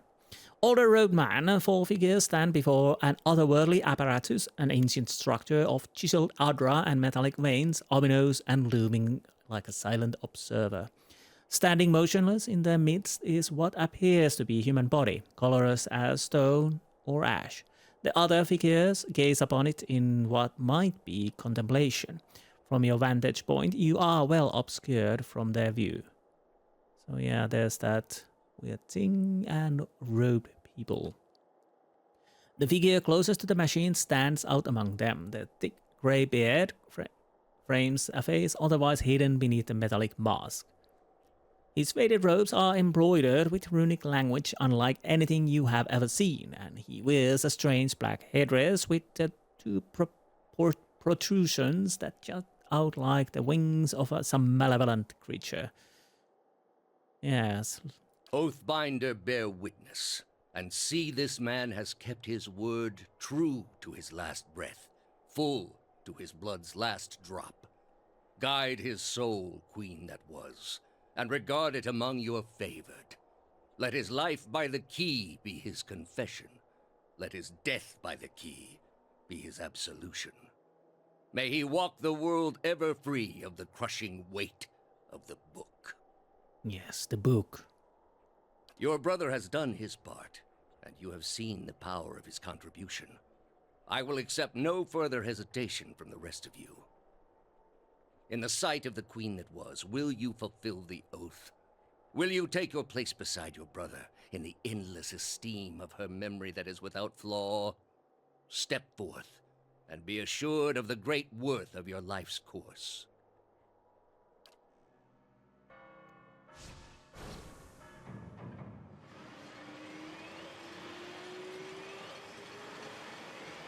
Is that a cannon? I guess it's not. Looks painful. And he's leaving. Bit unfair for those 3 people.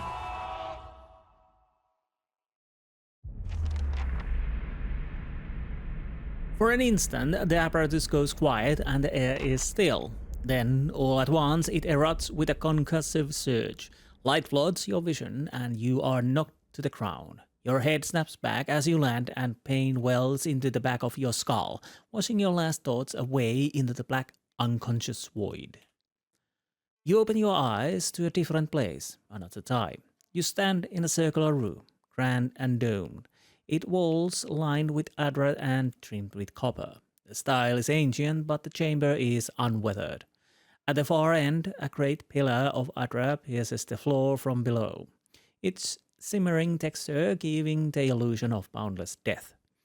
Encircling the pillar is an apparatus much like the one you have just seen, but immense and multifaceted and intertwined. Your thoughts are yours and not yours, and they seem to exist before you think them, and they are all questions. Pressing questions, troubling questions. Questions that must be answered or... At the base of the pillar now, you see a man with a thick grey beard in a ceremonial robe, crowned with a strange ornamental headdress. You know this man. You are walking towards him now at a pace that is hurried while trying not to appear so. You have something you want to ask him. One question above all. All the questions spins madly in your mind.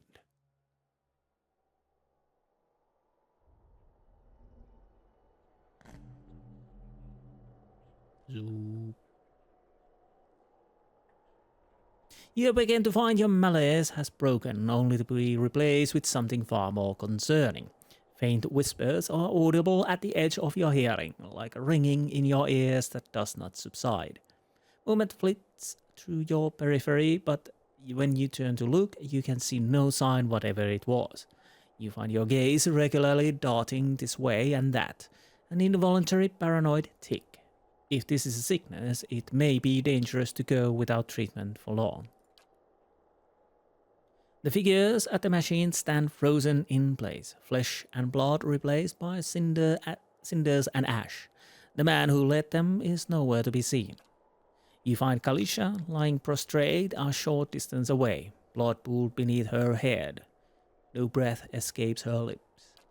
You are alone and far from help. Gilded Vale may be your best hope for receiving treatment before things get worse. So, yeah, sorry Kalisha.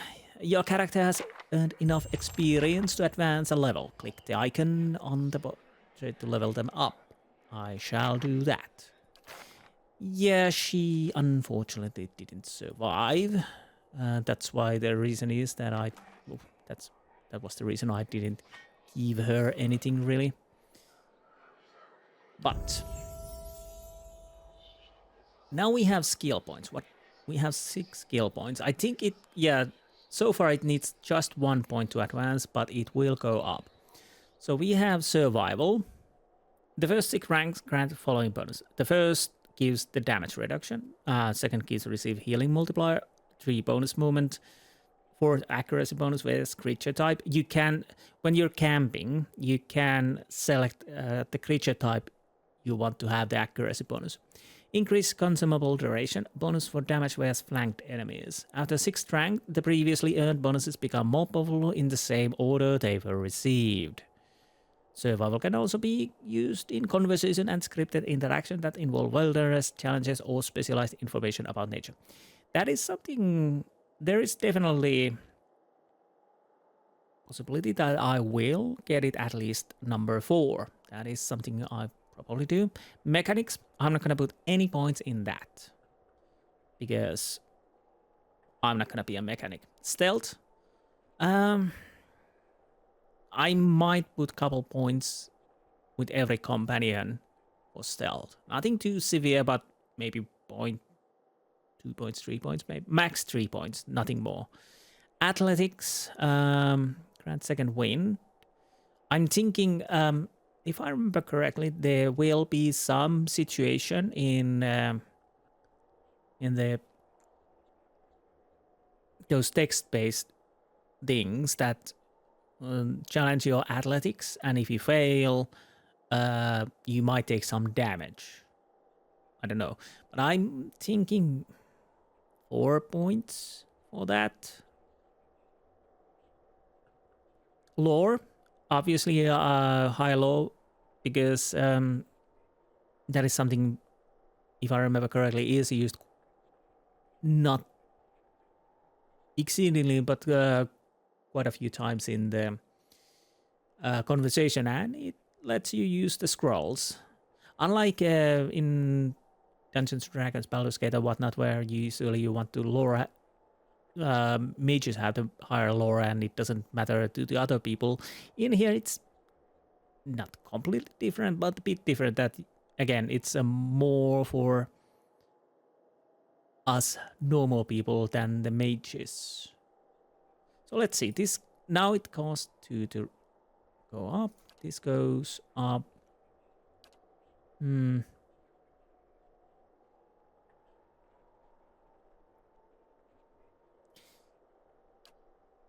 So now we have at least damage reduction.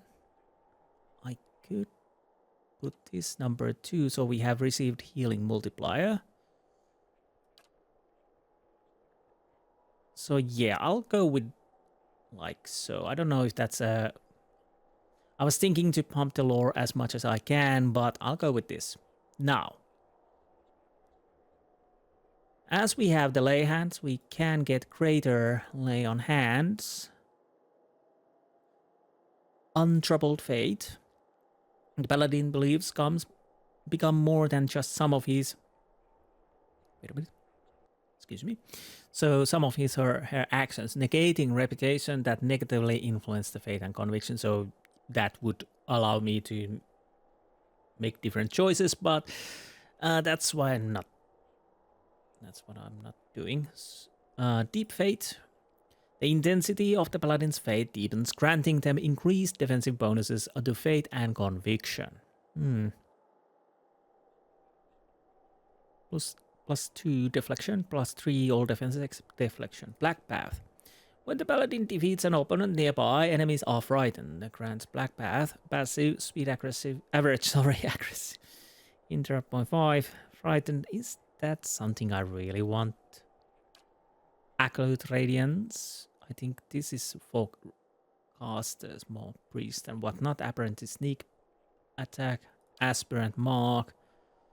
Natural warlike druid, and is able to focus its power on enemy with the spell of nature's mark. Spell enigma charm. Fledgling cipher. Novice suffering. The character has learned portion of the intense pain tolerance and spiritual power that monks possess. Their unarmed attacks doing well. I don't use unarmed. Outlander frenzy. Prestidigitator missiles. As hedge wizard, a character has learned how to duplicate the effects of one of the most popular spells. Okay, that's something I don't need. Rhymer's summon. This rhyme mimics the chanter's ability to summon skeletons, though it cannot be used until some time has passed in combat and cannot be used frequently. That is kinda tempting. So you would have more targets, but to be honest, I don't think that's something I really want. Veterans recovery. By adopting the strict discipline of a fighter, the character is able to pace themselves in combat, steadily regaining endurance over time. Veterans recovery, passive, self plus 3.5. Endurance per 3 seconds for 49. I don't know, that...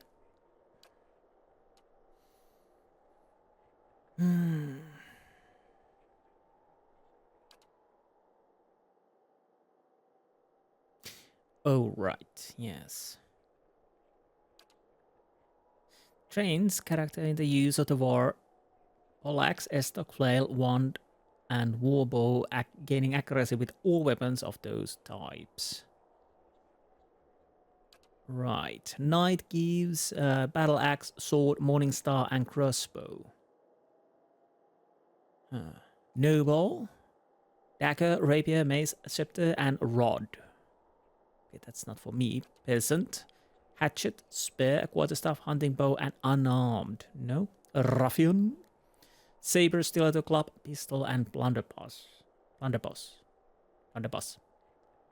No. Soldier, great sword, pike, warhammer, arbalest, and arquebus, gaining accuracy with all weapons of those type.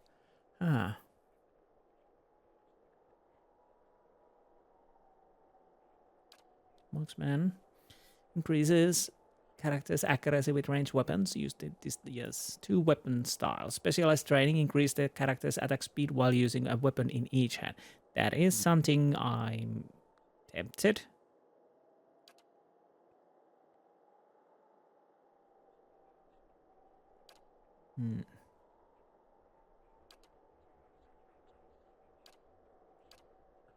Hold the line. Passive +1 enemies engaged. +10 reflex. +10 40 wheel. Weapon and shield style. Equipped shields deflection bonuses are increased and grant a equal bonus to the character's reflex. Grants weapons and shield style. +6 shield deflection. Shield deflection bonus also applies reflex. Graceful retreat. +12 defense when disengaging. Fast runner, move speed and defense. Scion of Flame increases burn damage and damage reduction. If I had the other talent, I might. Heart of Storm, shock damage, damage reduction. Corrode damage, okay. Secrets of Rhyme. Reduces recovery time when switching weapons or spells in grimoires. Tempting. Wound binding allows healing of a modest amount held on user. Grants wound binding 1 per rest. Average. I don't know.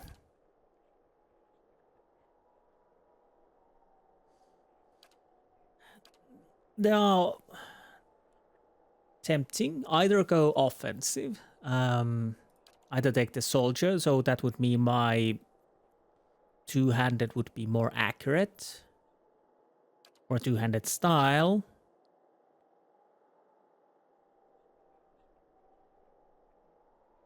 That would give more damage. 2-weapon style is something I'll probably want at some point. Then, of course, Deep Fate, the Black Path. The intensity of Paladin's Fate deepens, granting them increased defensive bonus, Fate, and Conviction.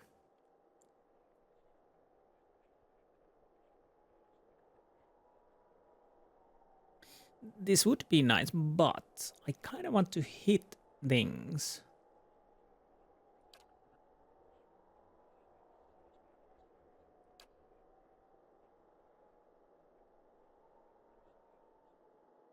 I'm just thinking, what other swords are there? This would be for mace.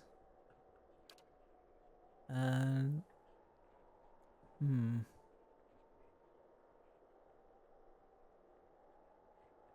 Battle Axe and Sword and Morning Star. I'll have to check if I can pick up the other Paladin trait at some point. So I'll check that before we continue. So be right back. Okay, I guess I can get the Flames of Devotion later. If not, I can always respec. At the moment, I don't think I want to take a last. So I'm fairly certain I will take the soldier for now, because I'm gonna use the 2-handed weapon. I might take the 2-handed style later, or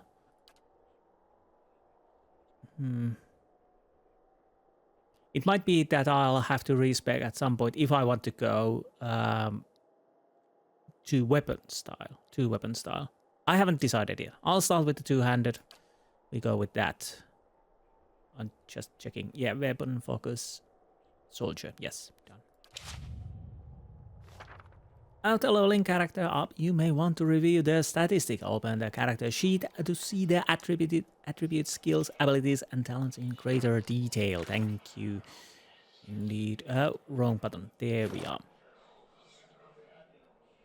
are. What weapon do I have at the moment in my hand? So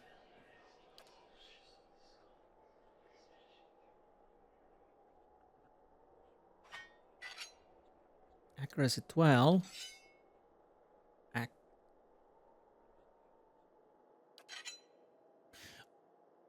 Wait. Oh, right.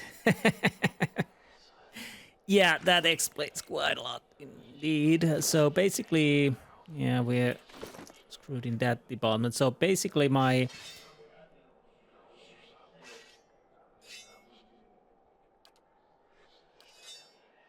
accuracy is 6, so it should be 12, I guess.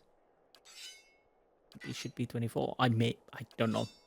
Anywho, we are in deep doo-doo for now. Anything else? I probably should have upgraded might completely, but again, it is. Critical fatigue definitely is costing me quite a lot. Anywho, let's make a proper save. Like so. And I think it's time to move. I don't think there's... Nice and slow. I probably want to sneak. Just in case. Anything we can see. I'll try to see if I can actually get the... Oh. Oh. I totally forgot those. Those are not good, I guess. That's something I can pick. Saint Geran's horn.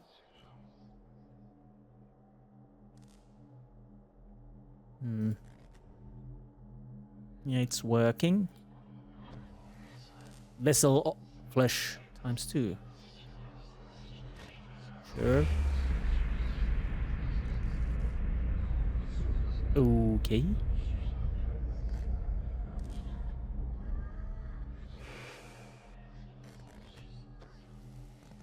Wait. Why are you still... Why am I still seeing you? Huh?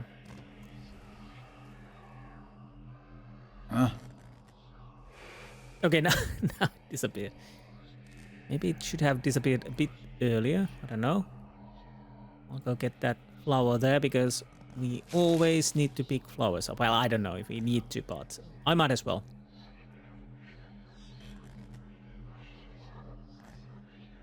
So something happened here. Everybody else is dead except me. I'm the lucky one. But I'm seeing visions. That's not good. So here we are. And Gilded Vale is where we want to go. But I guess I need to go through Valewood. It will take 6 hours, yes. Journey to Gilded Vale, cross the Valewood. I will. Well, there's a dead body. Doesn't look too good. I'll take those. Pick it up. Admits that. I'm hearing whispering. Let's make a quick save though. I guess that was some kind of a ghost. Blood moss. Why not? Oh, can I not go through here? It would seem like I cannot.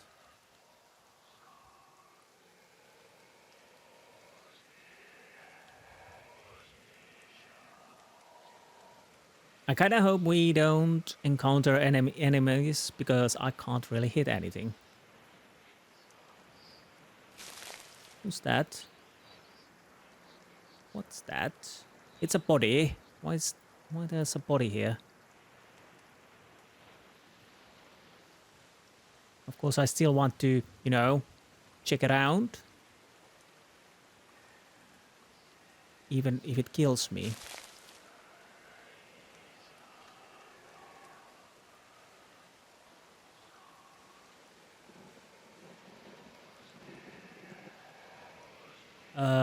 No, I don't think I want to. Okay, it says bear cave. I'm fairly certain I don't want to go to the bear cave at the moment. You know, if there are bears, they tend to be a bit annoying. Where would this map area lead? Can I see it? No. Well, I can probably go anywhere. But yeah, I say no to bears. But apparently I'm not saying no to young wolf. Oh, he's not spotted me yet. Let's see if I can actually beat it. Probably not. Well, maybe if we're lucky. And if not... how much this will heal? Let's see. Let's go! Let's go! Let's go! Yeah, I'm missing quite a lot. Good thing I saved before that.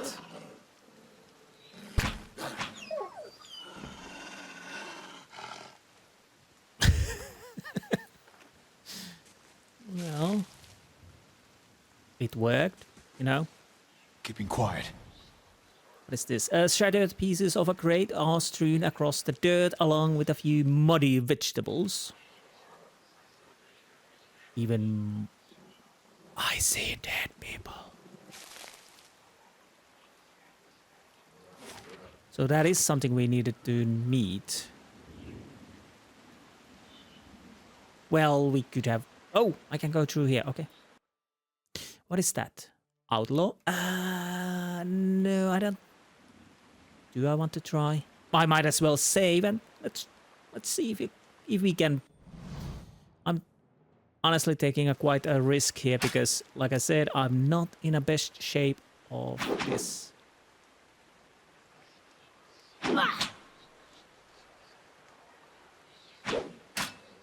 Yeah, this is not working at all. Well, we managed to hit him at least. Twice. Well, we might be lucky. Yeah? I just realized I probably should have Ready to saved. sleep like the dead. Well, you were almost dead. What is this? Silver fanning. Okay. Quick save. Yeah, I might as well try Steady does it. to check this area as much as I can until I die or I've checked everything. Up! No, that didn't work. Let's go.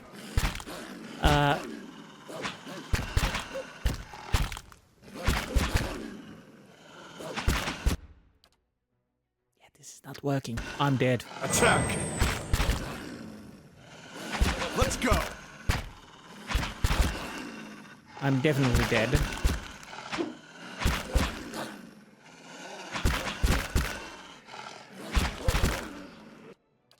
Yeah, I kinda am dead. Attack! Let's go! Let's go! Let's go!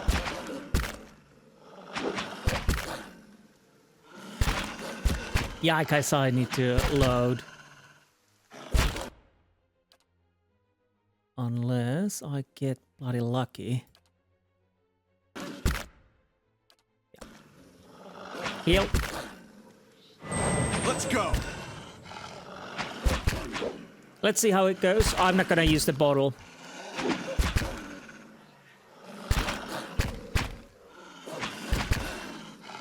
I don't think... Well... Ooh.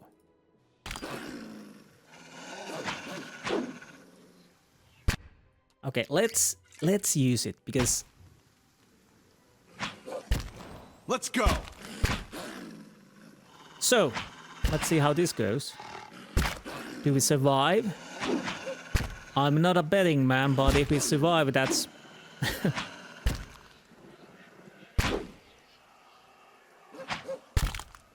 Well, we're still working. Couple more hits, please. Please hit. With full health and... Okay. Okay. Fine. I'll make a quick save. I'm honestly surprised that we survived.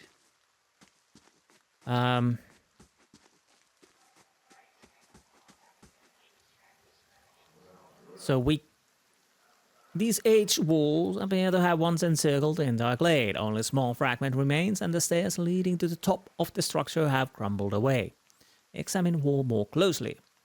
The heavy brick and are slick with moss, presenting a hindrance to climbing, but the stones themselves seem sturdy enough. Given the right tools, one might easily reach the top. Let's see. You find a handhold up on one of the large stones and start to pull yourself up. But uneven bricks and odd angle of ascent make the climb difficult, and after a short distance your arms begin to burn too fiercely. You are forced to drop back down on the ground. Okay. Well, at least we didn't die. So we have to have tools. Or something.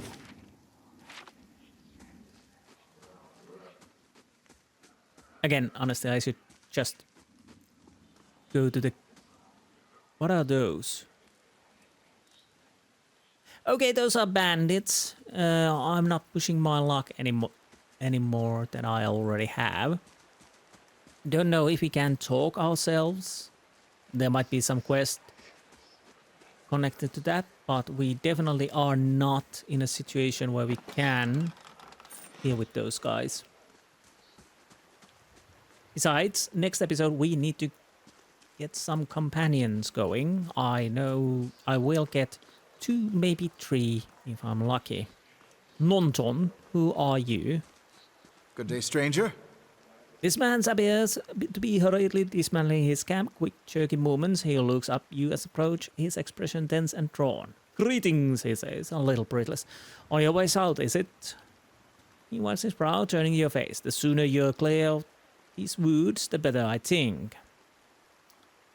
Our caravan's attack? Well, never mind the woods. There is a strange machine in the ruins up north. There were these figures clad in black, performing some kind of rite. What's your hurry? Keep your nose in your own business before it gets lopped off. I kind of want to know why he's a hurry. The man looks down the tent and then bit at his hand. I mean to follow my own advice.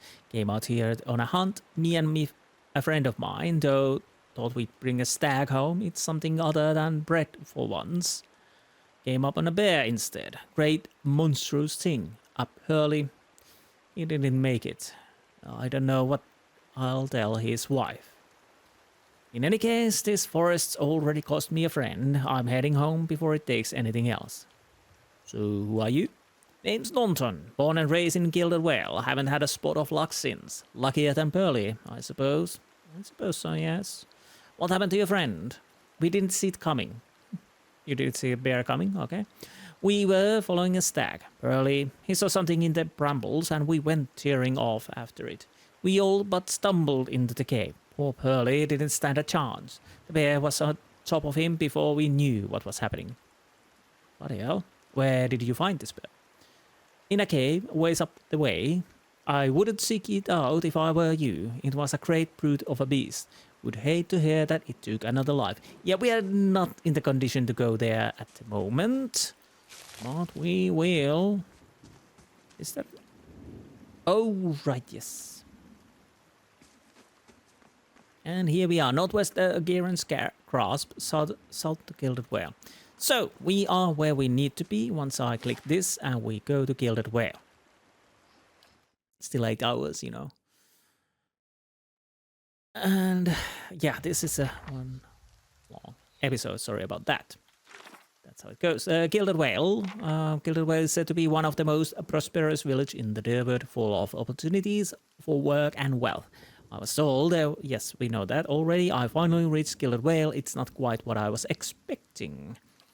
And after surviving the explosion outside the ruins of Silantlis, I experienced a vision. Since then, I have been hearing sounds with no source and seeing things that aren't there. This is not the illness that struck me at the wagon. This is something new, an affliction of the mind, perhaps. With luck, someone in the Gilded Vale will know what to do. Well, with luck. Yeah, we have this little tree, and indeed, there are people hanging around. We will learn why. On next episode, we are going to go through Gilded Vale. Fortunately, we can see it. We have the Aether. We will try to get him to join us at some point. Aloth, another companion, we will get him to join. I can't remember, either doesn't join instantaneously, but quite fast. Anyways, we check these buildings. But first I'll try to go to sleep, unless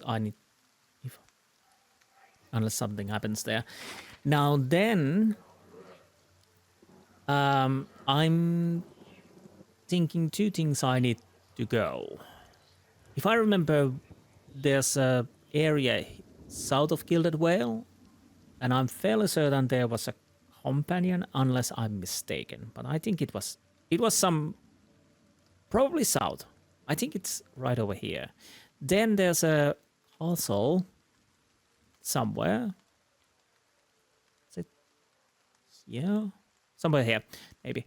And from there, close by is another companion. So I'll try to get those companions at least before I start really tackling these areas. But anyways, I digress. That's for the next time. So this was one long episode. With this game, this is a quite slow paced, especially at the start, of course. And it takes a time to go always through these areas and whatnot. But yeah, this is a slow burn game. It will take a time. And especially if I'm trying to play the White Marsh too, because that is quite a lot. But yeah, definitely, let's say when we finally get to Defiance Bay, it could be a couple episodes just to go through this, and there's multiple quests there. Then we have these areas, Twin Elms and whatnot. But anyhow, we've started.